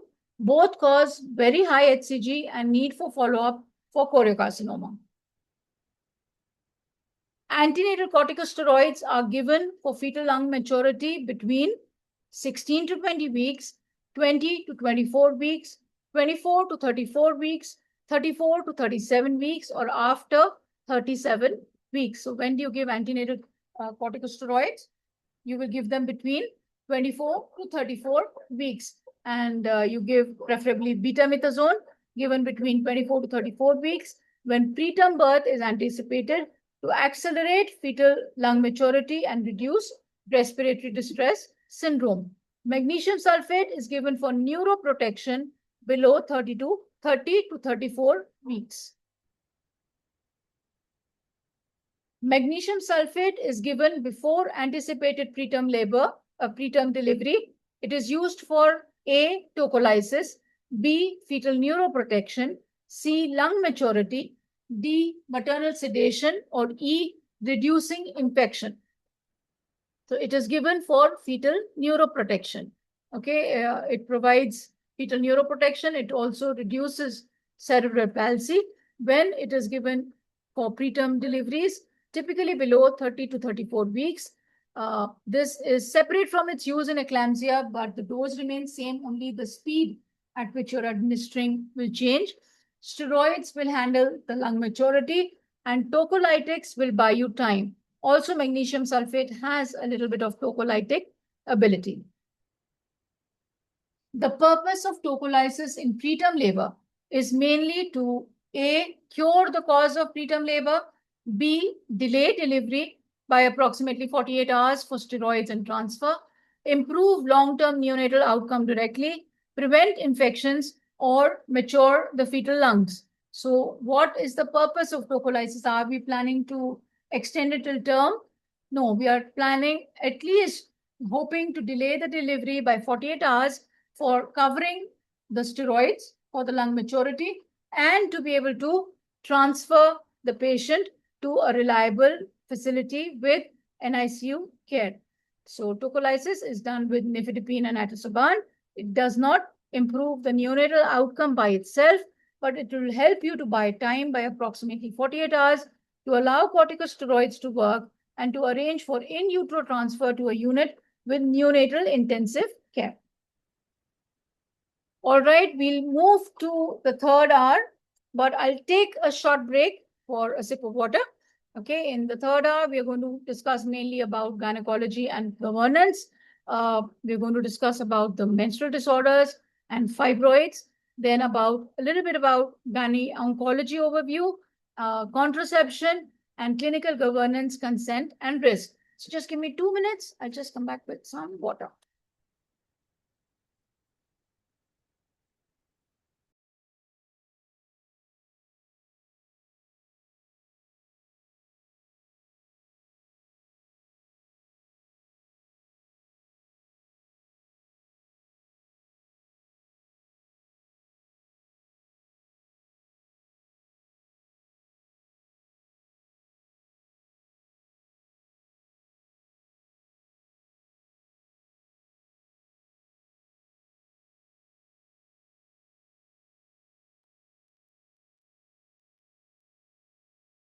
Okay, I'm back. So the third hour begins, and we're going to discuss gynecology and governance.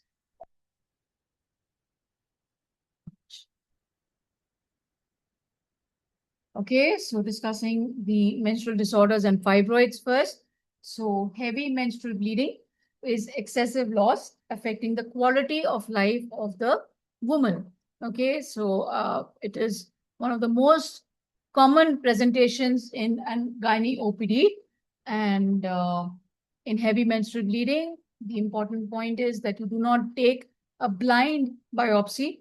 All the endometrial sampling is done under hysteroscopic guidance. Okay, so what are the causes of heavy menstrual bleeding? So that is divided into a famous classification called as palm coin.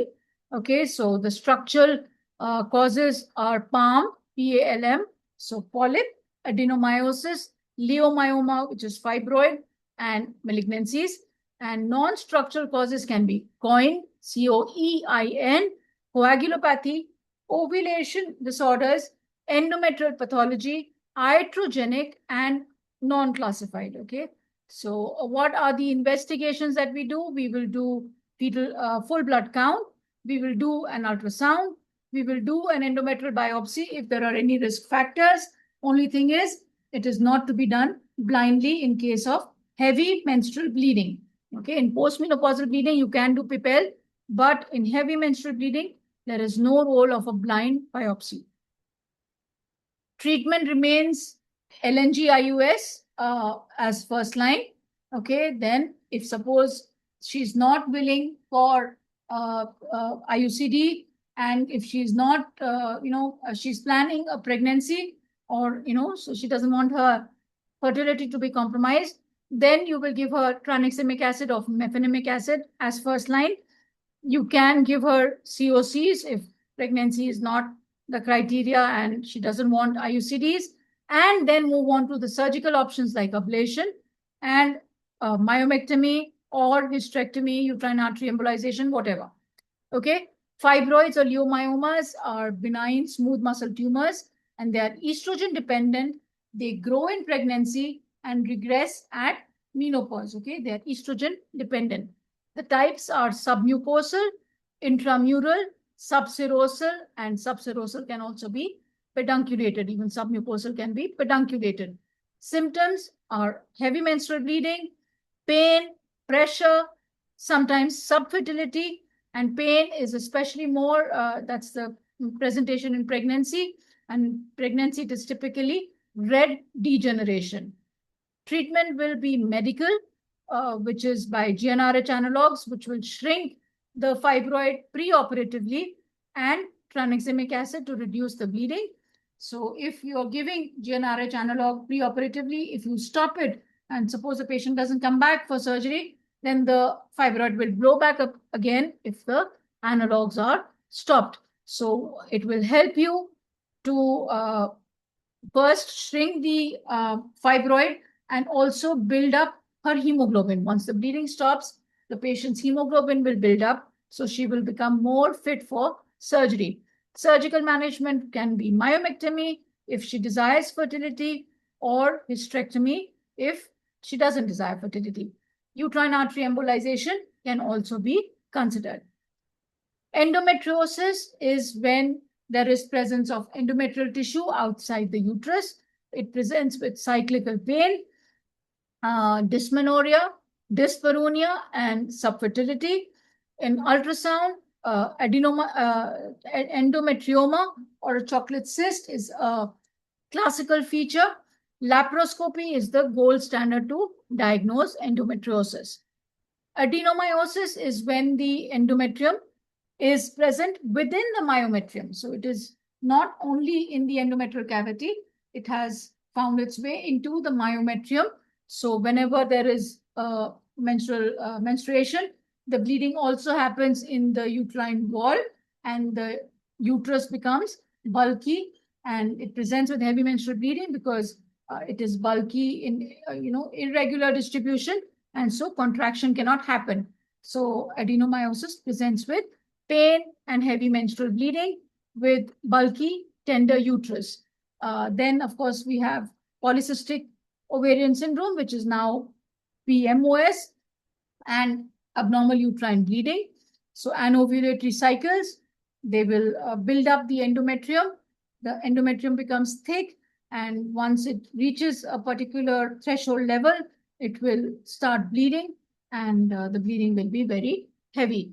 Postmenopausal bleeding is a sign, or it's a pathognomonic feature, or the main presenting feature, not obviously always, but most commonly pointing towards endometrial cancer unless proven otherwise. Therefore, postmenopausal bleeding, if a lady presents with postmenopausal bleeding, you should do an urgent ultrasound to measure the endometrial thickness. If it is less than 4 mm, then you are atrophic endometrium, so you can take it easy and call her back if the episode repeats.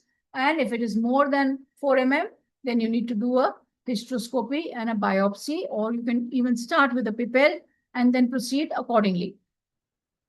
So palm coin is an important mnemonic. So structural abnormalities are palm, polyps, adenomyosis, leiomyoma, and malignancies. And non-structurals are coin, which is coagulopathy, ovulatory disorders, endometrial pathologies, iatrogenic, and not classified. So HMB classification, palm coin, LNG-IUS, levonorgestrel intrauterine system, is the first line for HMB or heavy menstrual bleeding. Fibroids are estrogen dependent, and that is why they grow in pregnancy, and postmenopausal, they will regress. Red degeneration is fibroid pain in pregnancy, and the management is usually conservative. Give her fluids, give her paracetamol, and observe. GnRH analog shrinks the fibroids preoperatively. They are helping to give you time to build the patient's hemoglobin and also shrink the fibroids so that they become more easily removable. Endometriosis diagnostic gold standard is laparoscopy. Chocolate cyst, typical presentation on an ultrasound is chocolate cyst, and which are called endometriomas. And adenomyosis presents with heavy menstrual bleeding and pain. So if the stem of the question is giving you that the patient is heavy menstrual bleeding and she's presenting with dysmenorrhea, she has a bulky tender uterus, then adenomyosis will be your answer.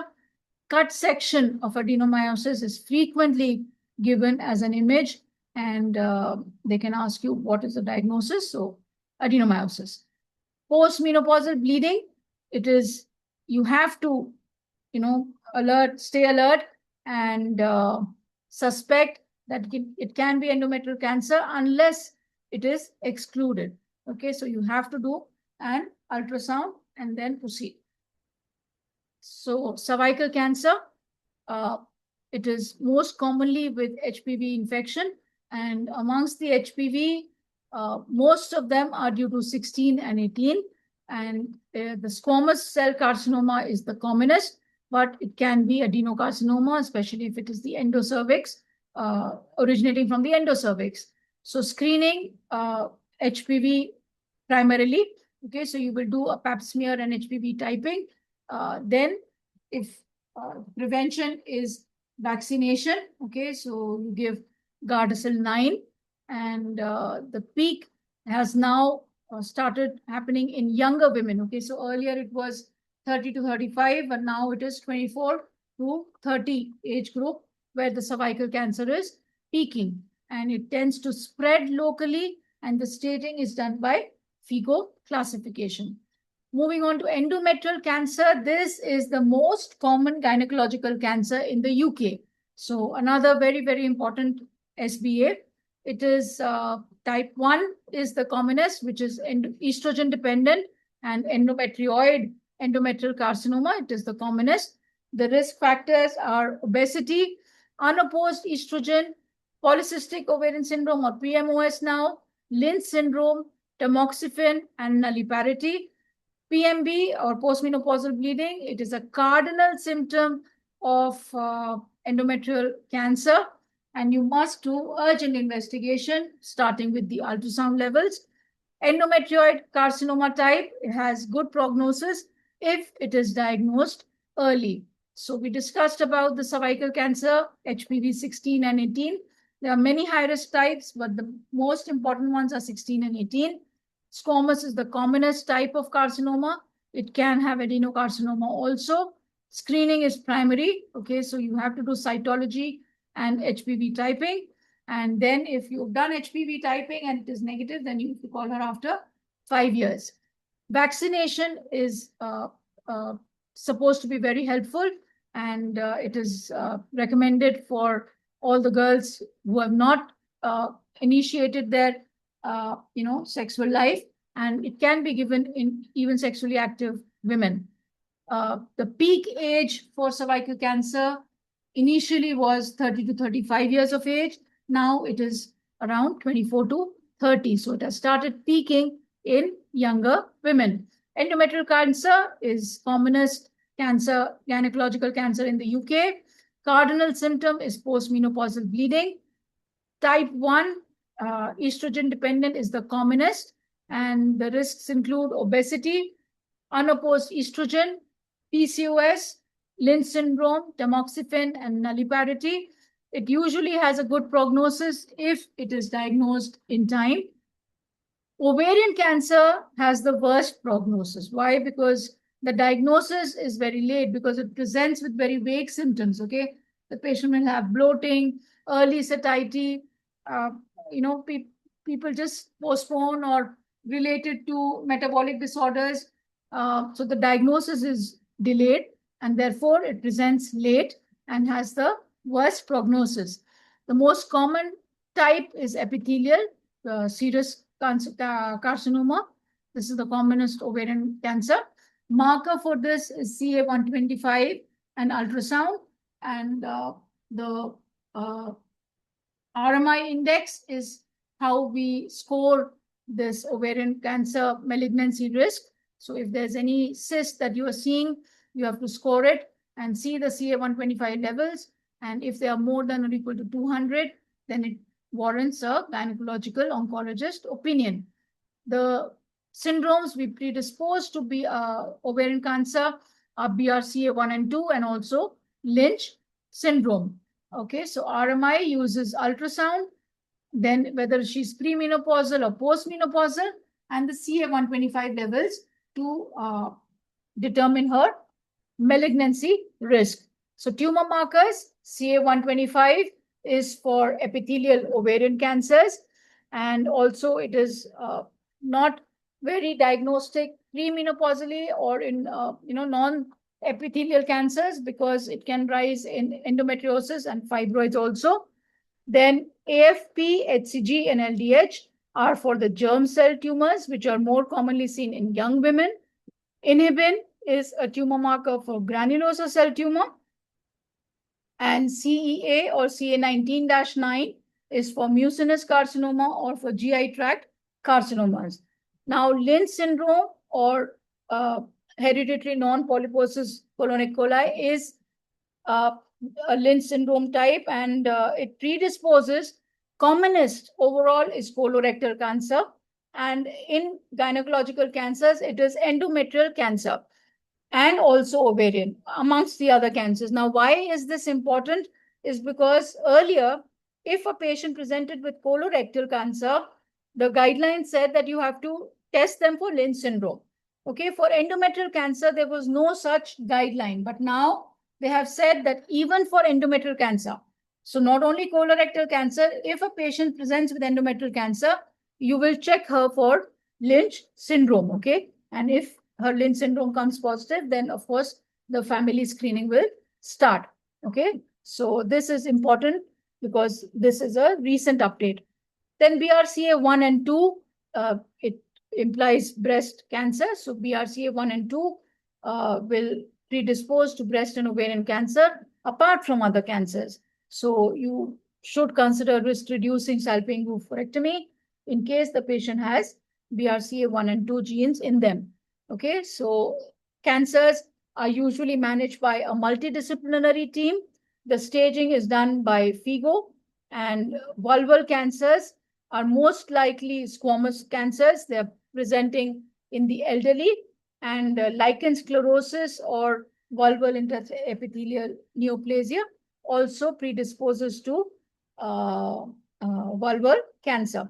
So both lichen sclerosis and lichen planus predispose to squamous cancer of the vulva. Again, endometrial cancer is the commonest, and postmenopausal bleeding is a sign, important sign. Ovarian has the worst prognosis. Cervical, most common HPV types are 16 and 18.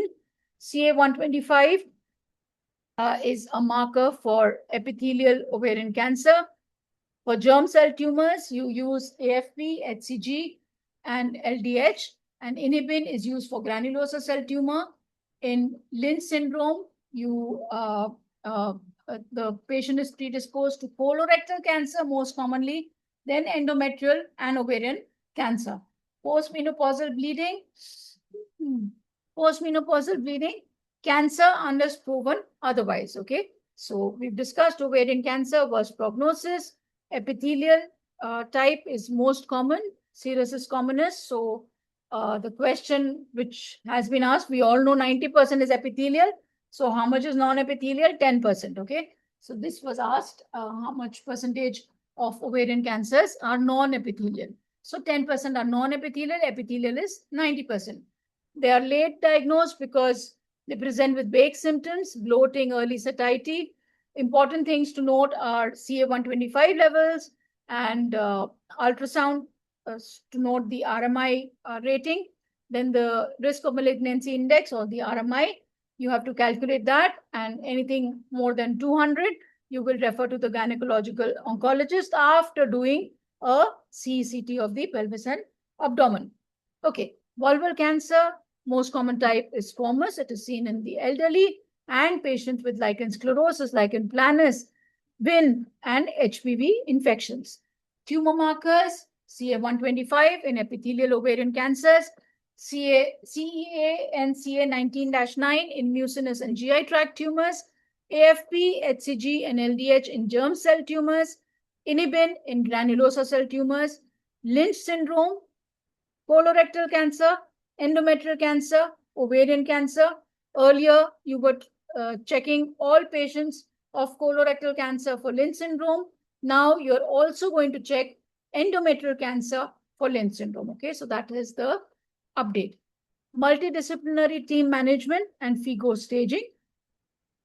Again, about the markers, epithelial, ovarian, CA125, germ cell tumors, AFP and HCG, granulosa cell tumors, inhibin. Endometrial cancer is the commonest gynecological cancer in the UK, and cardinal symptom is postmenopausal bleeding. You will suspect any patient of postmenopausal bleeding to be a case of endometrial cancer unless proven otherwise.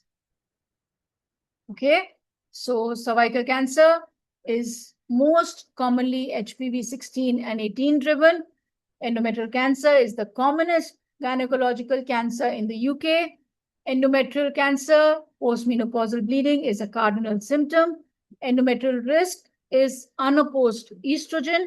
That is why in patients with a history of polycystic ovarian syndrome, these risks will increase. Amongst the malignancies, ovarian gynae malignancies, ovarian cancers have the worst prognosis. What is important in ovarian cancer is the risk of malignancy index that is calculated by the menopausal status, the ultrasound features, and the CA125 levels. Please understand that if the ultrasound features are all benign, then the RMI score can also be 0. Sorry. Epithelial cancers are most common amongst the ovarian cancer, the most common histological type, and they are 90%. Non-epithelial is 10%. Germ cell markers, AFP, HCG, and LDH.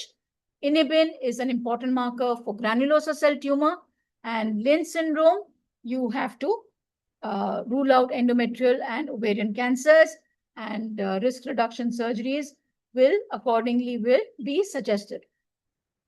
Okay, coming to contraception. So the key points are that combined hormonal contraception, which is COCP in the form of COCPs, pills, patches, or rings. They will contain both estrogen and progesterone. Mechanism of action is by inhibiting ovulation because they suppress the FSH and LH.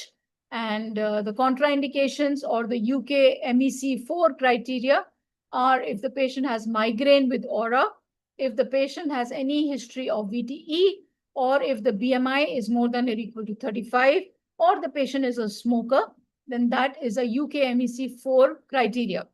If the patient is less than 6 weeks postpartum, or she's breastfeeding, or she has breast cancer, then also you will not give her combined pills. Benefits of combined pills are that they give better cycle control and they reduce the risk of ovarian and endometrial cancer and also improve the anemia, okay, in patients. So if you're giving combined hormonal contraception, then the bleeding is reduced and therefore anemia also responds to the hematinics that you're giving. Progesterone only pill, it will thicken the cervical mucus. It is safe in most cases in which contraindication to estrogen exists. Long-acting reversible contraception or LARC are the most effective and they are preferred because it is like a one-time thing, then you put it and then you can't forget it for some time. So they are very effective and reversible, and they are more effective than even sterilization procedures. So that is why LARC is important. So examples of LARC are IUCDs, which can be both copper IUCDs and Mirena or levonorgestrel intrauterine systems.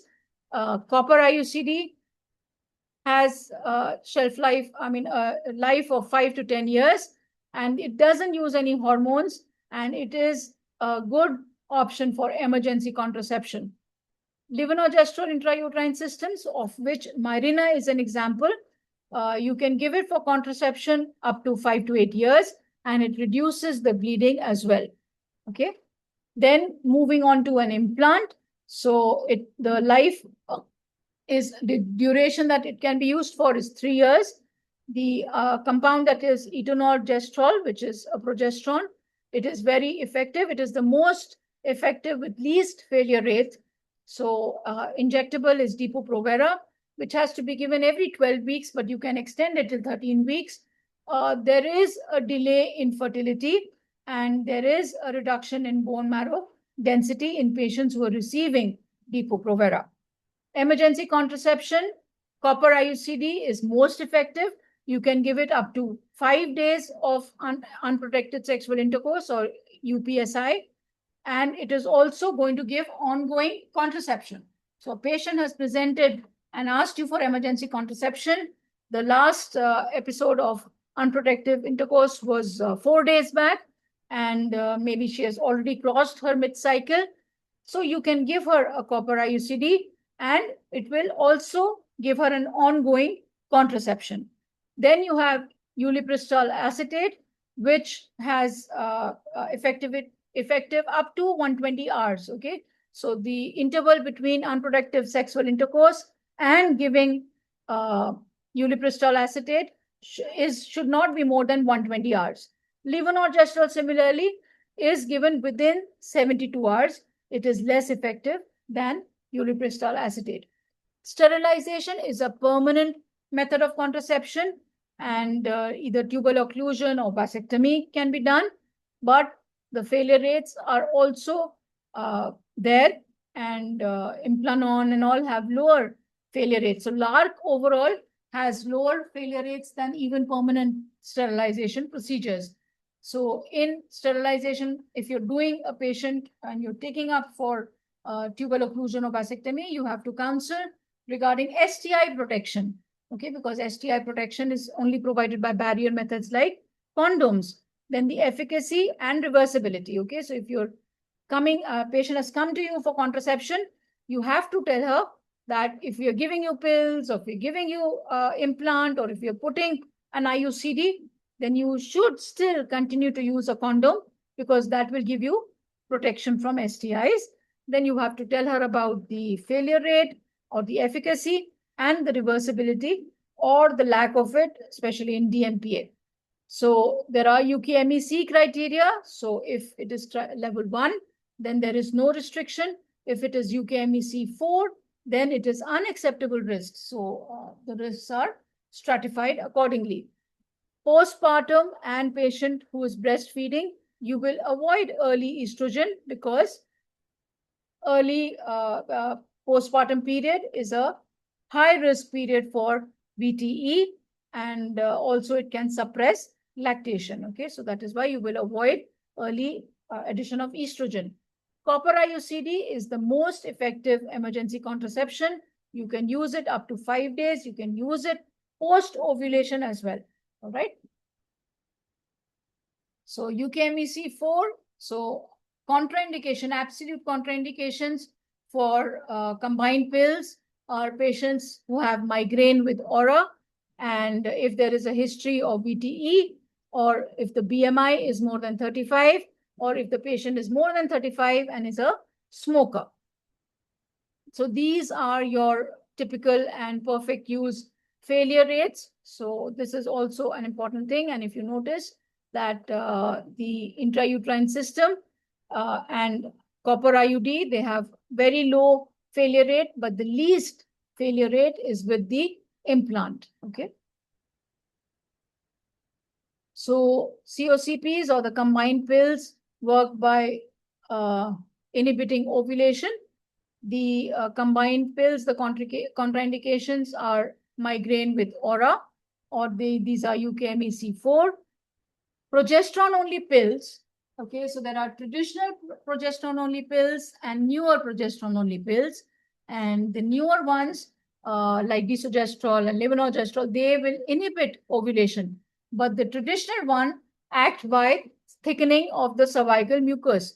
So unless they have said that the recent additions to the progesterone-only pills, what is the mechanism of action? So unless they are mentioning that they are the newer ones, you will say that the mechanism of action for progesterone-only pill is by thickening of the cervical mucus. Then you have the long-acting reversible contraception, or the LARCs, which are most effective, and implant is the most effective. Okay, so Nexplanon, or the implant, is used for 3 years. The compound is etonorgestrel, and the failure rate, typical and perfect use, is 0.05. Depo-Provera reduces bone marrow density, and there is delayed return of fertility. Copper IUCD is most effective emergency contraception. Unipristol, you can give up to 120 hours of unprotected sexual intercourse. Levonorgestrel up to 72 hours, so within 72 hours of the unprotected sexual intercourse. UKMEC 4 criteria means that giving this particular method of contraception is unacceptable.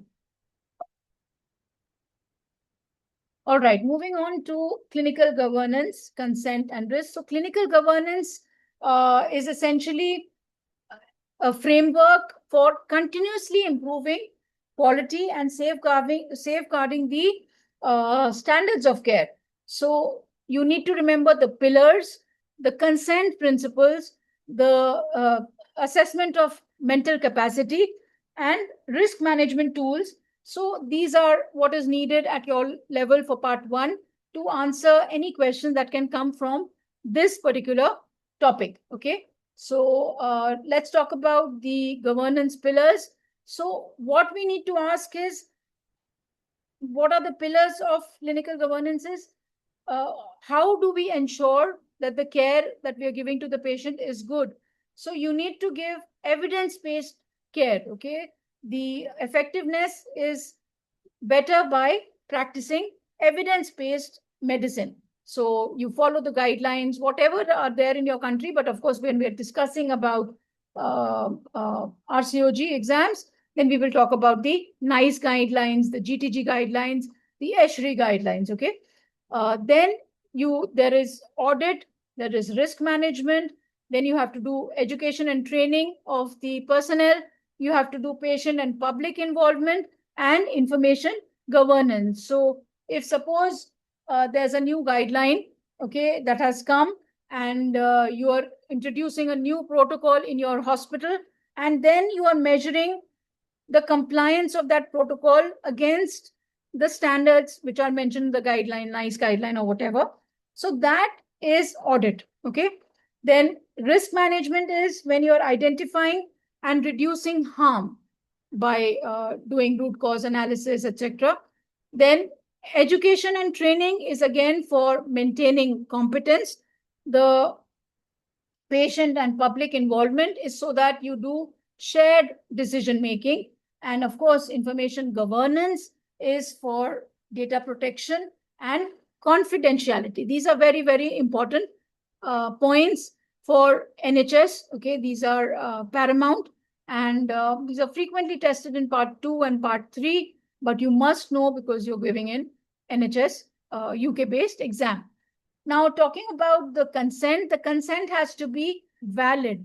And for a consent to be valid, it requires the patient to have mental capacity. So whether the patient can understand, whether the patient can retain, okay, whether the patient can understand the risks and benefits, and whether the patient can tell you, okay, the patient can communicate to you the decision that yes, I'm willing for this, or no, I'm not willing for this, and for what reason, okay? So these are the 3 things that you have to see in consent: capacity, whether it is voluntary, and whether sufficient information has been discussed with the patient to give an informed consent. Now about Montgomery ruling, this is very interesting. Okay, now before the Montgomery ruling that came around, I think in around 2015, okay, before that there was the Bolam principle. So what Bolam principle was there? Suppose there was a case of negligence against a doctor, then they would discuss with a team of doctors. And if the team said that, yes, given this scenario, we would have also done the same thing. Okay, so the doctors are telling the, the decision that, yes, this is not negligence because even we would have done it in the same way. But Montgomery ruling, so there was this patient whose surname was Montgomery. I think she was a diabetic patient, and the doctor was explaining the risks to her, and while telling her about vaginal delivery, the doctor did not explain the risk of shoulder dystocia. Okay, and this patient went in for labor. The doctor did not tell, thinking that the patient will not be willing for vaginal delivery. She will say, go for cesarean. And so she did not tell the risk of shoulder dystocia. The poor lady went into labor and unfortunately had shoulder dystocia. So then the baby also had a brachial plexus injury, and I'm not sure what happened to the baby. But this particular case was taken in court, and then the decision came in that if the patient feels that suppose I feel that, yes, a brachial plexus injury is of importance to me, okay, then the risk is more. So you have to tell the patient everything that can be likely to happen in a particular case. You do not have to think what is relevant to you. Okay, you do not have to think what you can manage, what you cannot manage. You have to give the patient the entire information so that the patient can decide whether that is value to her or not.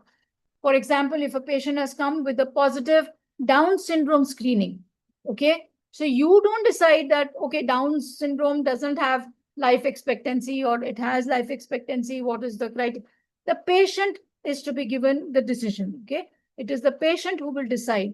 So that autonomy of taking a decision will be by the patient, and this is Montgomery ruling. So the consent must cover risks that a patient will consider important, okay, not just the doctor's review. So this is about Montgomery ruling, okay? And so now after Montgomery ruling, you have to tell the patient what is happening in each and every case. So then we talk about the capacity, in which we assume capacity unless and until it is proven otherwise. Okay, so if you have to try and see if the patient is understanding, if the patient is retaining, if the patient again is able to weigh the pros and cons, and if the patient is able to communicate, okay? It is decision specific, okay? It depends upon what decision she is taking. So suppose the patient is refusing blood transfusion, okay? So it does not matter whether you agree with her decision or not. You have to see whether she has the mental capacity to take that decision or not, okay? So suppose she is able adult, her mental capacity is good, and she says that she will not receive blood, she will not take blood, she will not accept blood, then you will not give blood, okay? Even if it is an unwise decision on the patient's part, if it is a well thought of, capacitated decision, you will go by the patient's willingness, okay? Then, of course, the Gillick competence and Fraser guidelines, these are to be used for patients under 16. So you assess the mental capacity, and Fraser guidelines are used for prescribing contraception and also for STI screening, okay? So that is mainly about the Gillick and the Fraser guidelines. Then you have to do incident reporting and root cause analysis, which is very important. So there are certain cases, where suppose there's a 4th-degree tear, perineal tear, or PPH or uterine inversion. Okay, so these cases you have to do an incident reporting. Okay, and incident reporting, the good thing, at least the prescribed thing, is that it is not to blame anybody, but it is to get to the root cause of the incident, okay? So incident reporting is important so that root cause analysis can be done. Then the duty of candor, which means that suppose something wrong has happened, suppose there was, you were doing a cesarean and there was an extension, or suppose there was ureteric injury, whatever, okay? You have to go and tell the patient honestly about what harm has been caused. So duty of candor is very important. And there are certain never events like leaving a gauze or a mop in the vagina after a vaginal delivery, or leaving a mop after laparotomy or whatever. Okay, so these are never events. Okay, so these events will require serious incident reporting. Then about audit and research. So audit is when we are, like I said, we are doing a new protocol in our hospital, and then we compare it to the standards of NICE guidelines, then that is going to be audit. And research will create new knowledge. So research is, like you all know, something new that you're doing, and you're trying to find out a new way out or a new development, whatever. Okay, so that is research. Confidentiality is something that NHS values a lot. Okay, so these are a part of your duties of the General Medical Council, which is the Medical Council of the UK, and you can disclose only with the consent of a capable adult. Okay, so even if it's the husband and wife, you cannot disclose one's information with the other without the consent of the patient involved. Okay, and there can be medical legal cases also involved in that. Then statistics in governance is important. Again, it's a part of audit. Then maternal mortality. okay, which is measured by Embrace, and this is coming out every year. So September 2025 was when your last maternal mortality information was released, and that is how thromboembolism is the highest cause of maternal mortality, leading cause, and 12.8 per 100,000 maternal this thing, births is the maternal mortality, maternities. 12.8 per 100,000 maternities is the maternal mortality. That was the latest. Perinatal mortality, it was supposed to be updated yesterday on 11th of June. And that has not really been asked, but maternal mortality has been a question. Audit standards are by RCOG and NICE guidelines, and we all have to follow them. SBR communication is a very important tool for handing over or for discussing cases. Okay, so this is very important, especially as you will be progressing through your MRCOG journey in part 2 and part 3. So SBR communication means situation, background, assessment, and recommendation. Okay, so you have to tell about a patient's particular situation, current situation. Okay, so she is a 32-year-old with severe PPH. Then you have to say the background. She underwent, let's say, emergency cesarean for twin pregnancy with fetal distress, and she's, 1 hour back. So that's the background. Then assessment, you will tell about how much blood loss has been there, what is the BP, and the recommendation. Now, Sanusha is going to tell me. Power outage? No.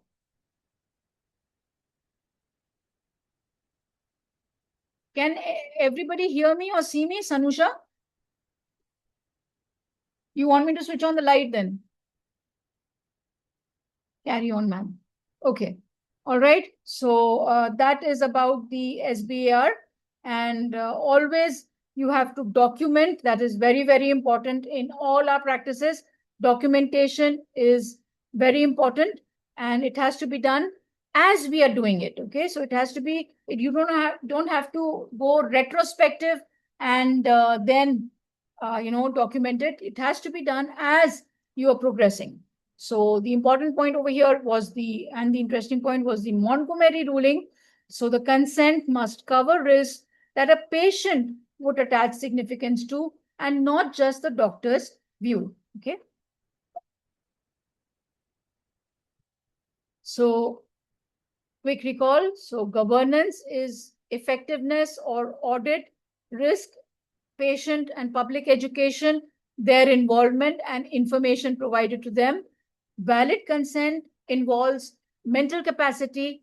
It should be voluntary and it should be informed. So the patient should be able to understand.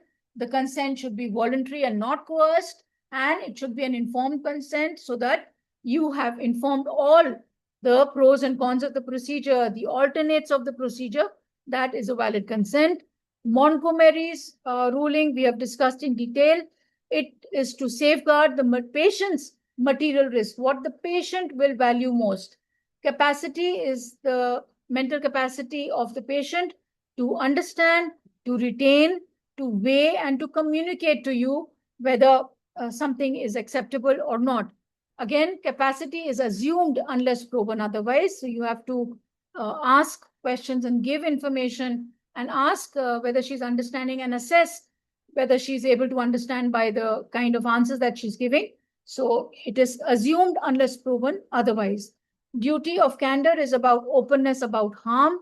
So if a mishap has happened or anything has gone wrong, shoulder dystocia has happened, okay, so you first manage it, but then later you have to go and accept to the patient and tell her about what has happened. So that is duty of candor. Audit versus research distinction. That is what we discussed. So audit is when you're, suppose, implementing something or a new guideline has come and you're implementing it in your system, and then you compare it with what the protocol laid down by that NICE is, and then you compare it. So that is audit, and then the audit cycle will repeat after each cycle. So to see whether the things are going on in order or not. And research is, of course, you all know it is something that you are all doing something new, okay, finding out something new or raising a new point. Gillick and Fraser is about under 16 competence, mainly pertaining to contraception and also about STIs. Gillick is about the mental capacity and Fraser is about the prescription. So Embrace is about maternal mortality and perinatal mortality. And the maternal mortality last Embrace guideline said was 12.8 per 100,000 maternities. SBAR is a structured form of communication. We should all use it wherever we are. Okay, so situation, background, assessment, and risk recommendations. Okay, so what are your recommendations also? You should tell in your SBAR. So whenever you're conveying a case, so calling for help or you're informing your seniors, so you should follow SBAR form of communication. All right, so let's move to the SBAs at the end of the third hour. So first line treatment for heavy menstrual bleeding is if there is no structural cause and patient wanting contraception is tranexamic acid, levonorgestrel intrauterine system, endometrial ablation, hysterectomy, or GnRH analog. So what is it? It is levonorgestrel intrauterine system. It is the first line for heavy menstrual bleeding, especially if contraception is also wanted.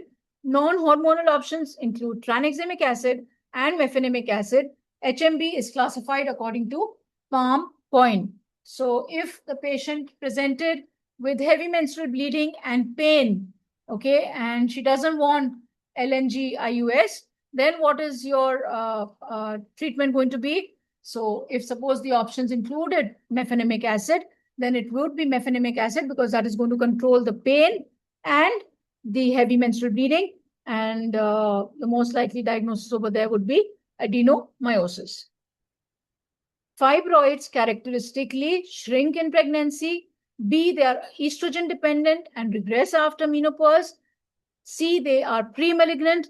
D, they occur only postmenopausally. And E, they never cause subfertility. So they are estrogen dependent and regress after menopause. So fibroids or leiomyomas are benign, estrogen dependent, smooth muscle tumors, and they tend to grow in pregnancy and regress after menopause. Red degeneration causes acute pain in pregnancy. GnRH analogs shrink them preoperatively. The gold standard diagnostic test for endometriosis is it transvaginal ultrasound, MRI, CA-125, laparoscopy, or endometrial biopsy? It is laparoscopy. So because you're visualizing it also, and if needed, taking a sample from there. So laparoscopy is the gold standard for diagnosis of endometriosis. Endometriomas, also called as chocolate cyst, may be seen on an ultrasound, and the symptoms are usually cyclical pain, dysmenorrhea, dyspareunia, and subfertility. The commonest gynecological cancer in the UK is, you should not go wrong with this now and in the exam, is it cervical cancer? Is it ovarian cancer, endometrial cancer, vulval cancer, or vaginal cancer?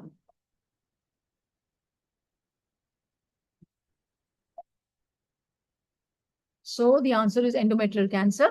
It is the commonest gynecological cancer in the UK.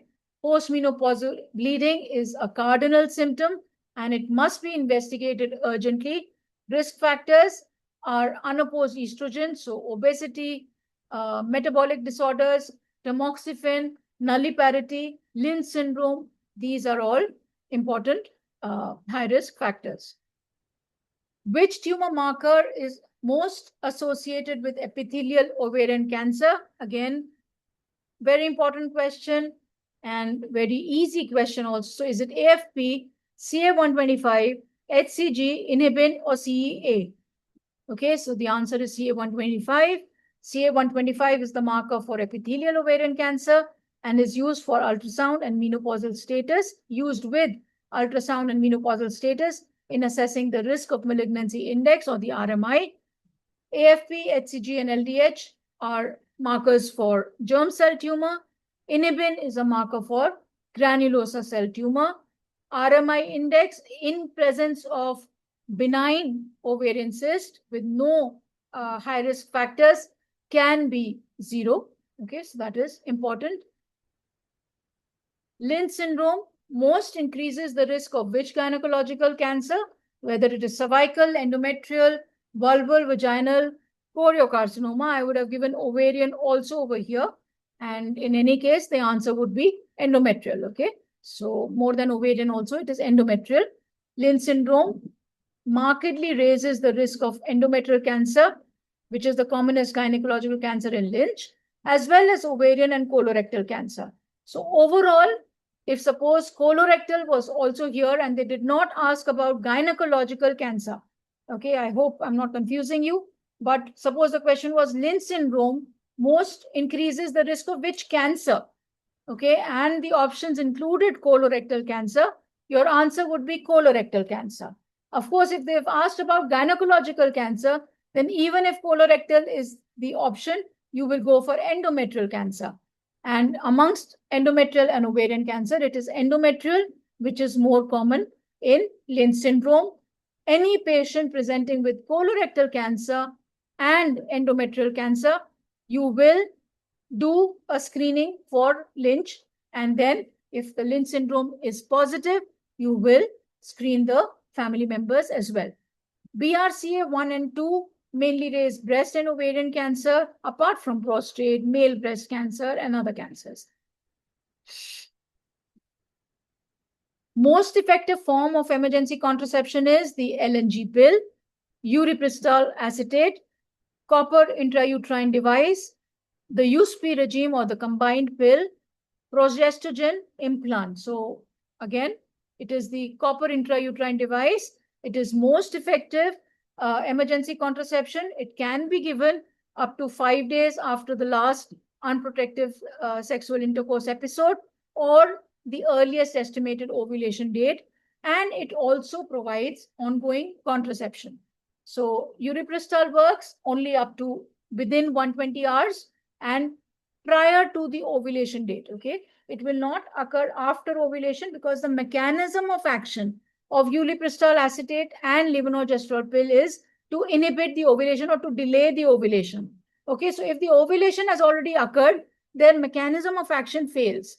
Okay, so that is why uripristal acetate and levonorgestrel should only be given if the expected date of ovulation has not been crossed. Okay, and it is given uripristal acetate within 120 hours of unprotected sexual intercourse and levonorgestrel up to 72 hours. Which is an absolute contraindication. That means UK-MEC4 to the combined oral contraceptive pill, migraine without aura, migraine with aura, age over 30, well-controlled epilepsy or mild acne. So which is an absolute contraindication? It is migraine with aura. Okay, so that is UK-MEC4. UK-MEC4 means unacceptable risk for any kind of contraception that is mentioned. And for COCP, it is 4 because it increases the risk of stroke in patients who have migraine with aura. Other UK-MEC4 examples are if there is history of VTE, if the BMI is more than 35, with smoking over 35. So if the BMI is over 35, patient is 35 years of age and she's a smoker, so that is UK-MEC4. If the patient has current breast cancer or she's less than 6 weeks postpartum and is breastfeeding.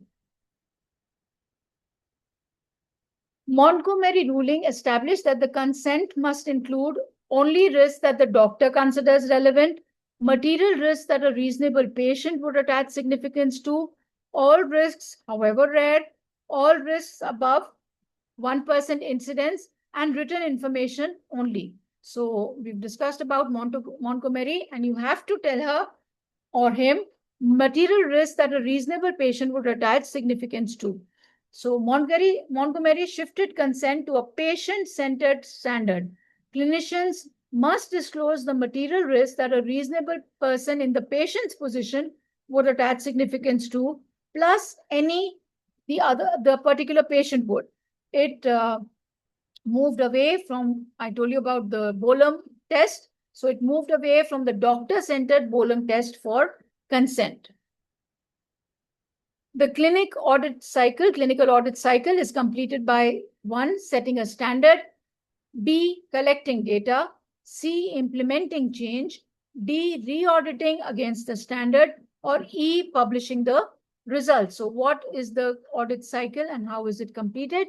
It is by re-auditing against the standard. So we said that if you have a new protocol and you are implementing it in your system, then you have to base it on the findings of the NICE guideline or whatever standardized guideline is there. And you will finally do the research and collect the data. You will see how well it is performing. And then you will re-audit against the standard so that you know that the protocol that is being followed is as good or as bad, or what is the finding compared to the NICE guidelines.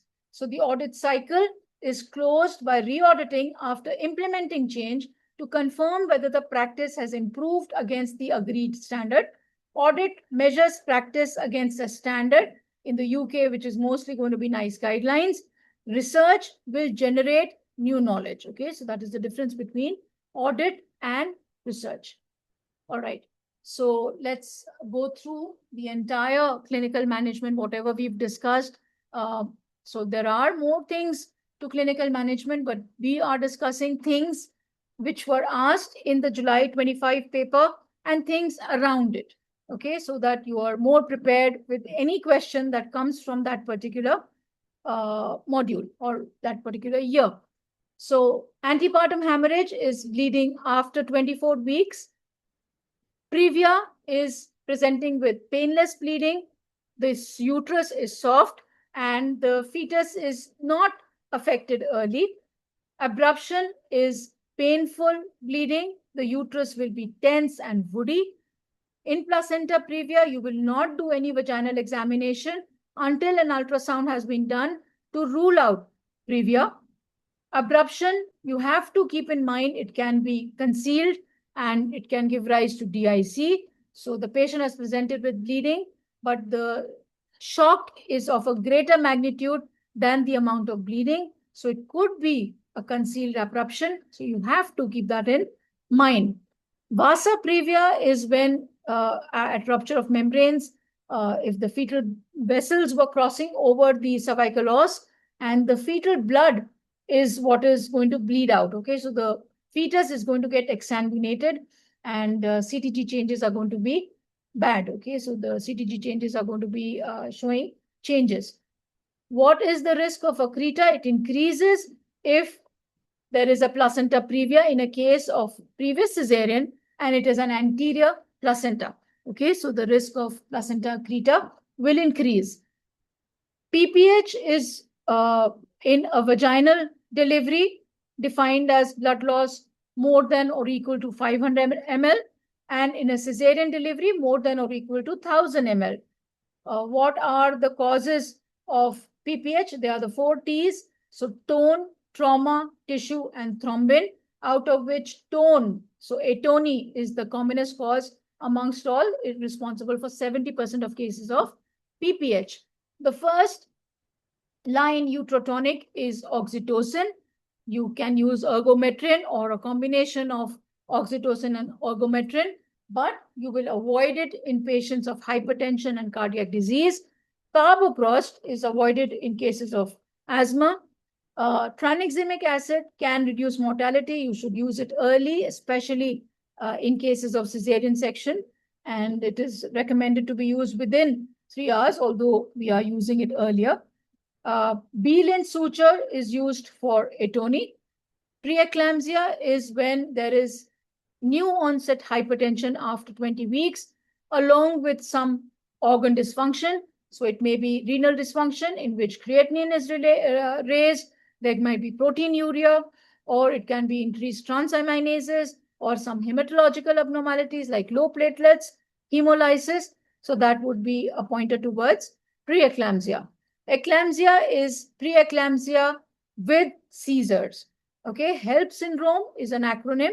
So HELP, hemolysis for the H, EL is elevated liver enzymes, and LP is low platelets. We begin giving the patient aspirin from 12 weeks of gestation, around 150 milligrams. So that is for preventing preeclampsia in high-risk groups. Labetalol is your first-line hypertensive. When do you not give labetalol? If the patient is asthmatic. You should avoid ACE and ARBs because they are teratogenic. Magnesium sulfate is given for prophylaxis and treatment of seizures. Magnesium toxicity in case of the reflexes are lost or the respiration is affected, then you will give calcium gluconate. Delivery is the only cure for preeclampsia. That is the definitive management. Shoulder dystocia, the mnemonic is helper. So you call for help and then you proceed with the mnemonic. You will do McRoberts procedure, suprapubic pressure. Then you will do the internal maneuvers, try and take out the posterior arm, and then turn the patient to all fours and repeat all the maneuvers once again before moving to the symphysiotomy, Zavanelli, etc., or cledotomy. McRoberts and suprapubic first. The most common injury is Erb's palsy, that is affecting the C5, C6 root of the brachial plexus. No fundal pressure should be given as dystocia because that is going to worsen the impaction. If there is cord prolapse, you need to relieve the compression of the cord and deliver the patient. If there are no CTG abnormalities, just fill up the bladder or turn the patient to all fours, knee chest position. If you are transferring the patient from the periphery to the tertiary care unit or the OBS center, then you have to, in the ambulance also, fill up the bladder, put the patient in all four, okay, or knee chest position, and bring the patient to the hospital. So that will relieve the pressure. And then, depending upon the CTG changes, category 1 or category 2. And if the delivery is imminent, you can also have vaginal delivery. Uterine rupture is more commonly seen in cases of previous cesarean or any uterine surgery. It will present with pain, bradycardia, and you need to do laparotomy and deliver to save the mother and the baby. First stage of labor is from the onset of regular pain and contractions to full dilatation of the cervix, that is 10 centimeters. Second stage is from 10 centimeters to delivery of the baby. And third stage involves the delivery of the placenta. Now, first stage is divided into latent and active.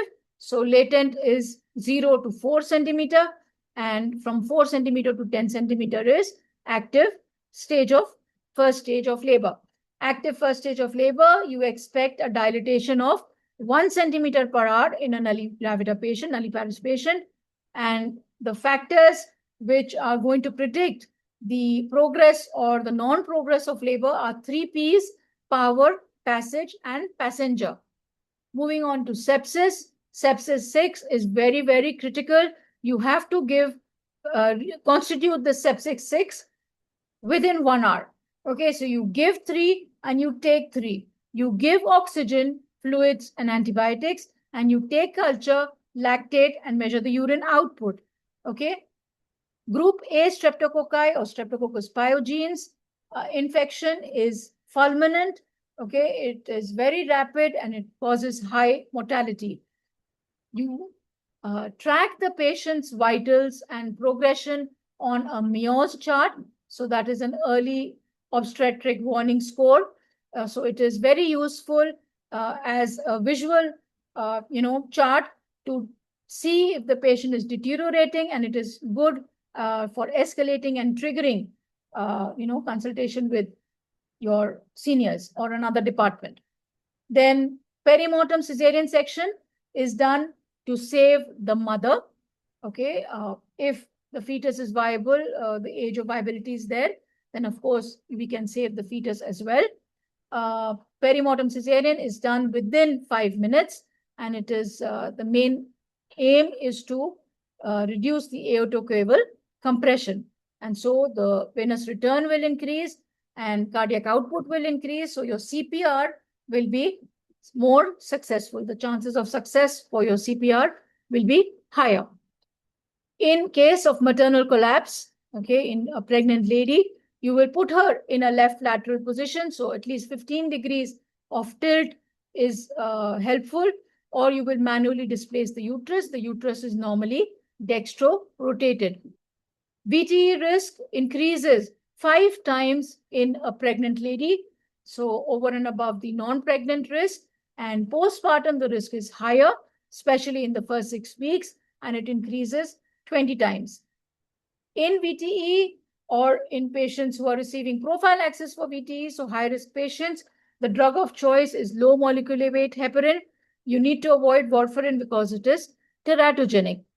D-dimer is limited use in pregnancy. I won't say use this, limited use in pregnancy because it physiologically rises in pregnancy. So that is why there is limited use. Complete mole is androgenic. So all the chromosomes that are coming in are from the father. They're all paternal. And the most common is 46XX. Okay. Then after that is 46XY, but most common is 46XX. Partial mole is triploid. Okay. It is 69XXY, which is most common. And it can have fetal parts. Okay. Steroids are given between 24 to 34 weeks to promote lung maturity, and magnesium sulfate is given if the preterm labor has developed and the fetus is less than 30 to 34 weeks. For neuroprotection, it is given if the delivery is imminent in the next 24 hours. So if you're giving tocolysis in a patient of maybe PPROM or preterm labor, it is to buy you time for giving corticosteroids for lung maturity and also to be able to help you transfer the baby in utero to a center with higher facilities. If your facility doesn't have an ICU, that is why you will give tocolysis. HMB classification, the etiology classification is palm point. We've discussed that. Levonorgestrel intrauterine system is the first line management for heavy menstrual bleeding. If the patient does not want anything inserted or whatever, then you can give her tranexamic acid. If the patient has presented with heavy menstrual bleeding and pain, then mefenamic acid, you can prefer mefenamic acid for that patient. Endometrial cancer is the commonest gynecological cancer in the UK. Post-menopausal bleeding is a cardinal symptom, and any case of post-menopausal bleeding, you will suspect her to be endometrial cancer. So you will do an urgent ultrasound and see if the endometrial thickness is less than 4 or greater than 4 millimeters. If it is less than 4, then you will reassure her and then call her back. Unless and until there are certain high-risk factors, then of course you will investigate. And if it is greater than 4, then you will do a hysteroscopic biopsy. Ovarian cancer has the worst prognosis, and for epithelial ovarian cancers, the marker is CA125, and 90% of ovarian cancers are epithelial. Non-epithelial are 10%. It was an SBA. Copper IUCD is the best emergency contraception. You can give it beyond the ovulation date also, and it also is an ongoing contraception method. So unless and until it is contraindicated, copper IUCD remains the best emergency contraception option. Okay, so this was the end of your clinical management marathon, and I hope this was useful for you. So tomorrow will be your pharmacology and the last session for this marathon. And I hope you're all preparing really well. Please continue studying, continue to solve as many questions as possible. In case you have doubts, please feel free to share with us, and we will get back to you with the resolutions and the answers. So all the best, and God bless you, and all the best for your exam.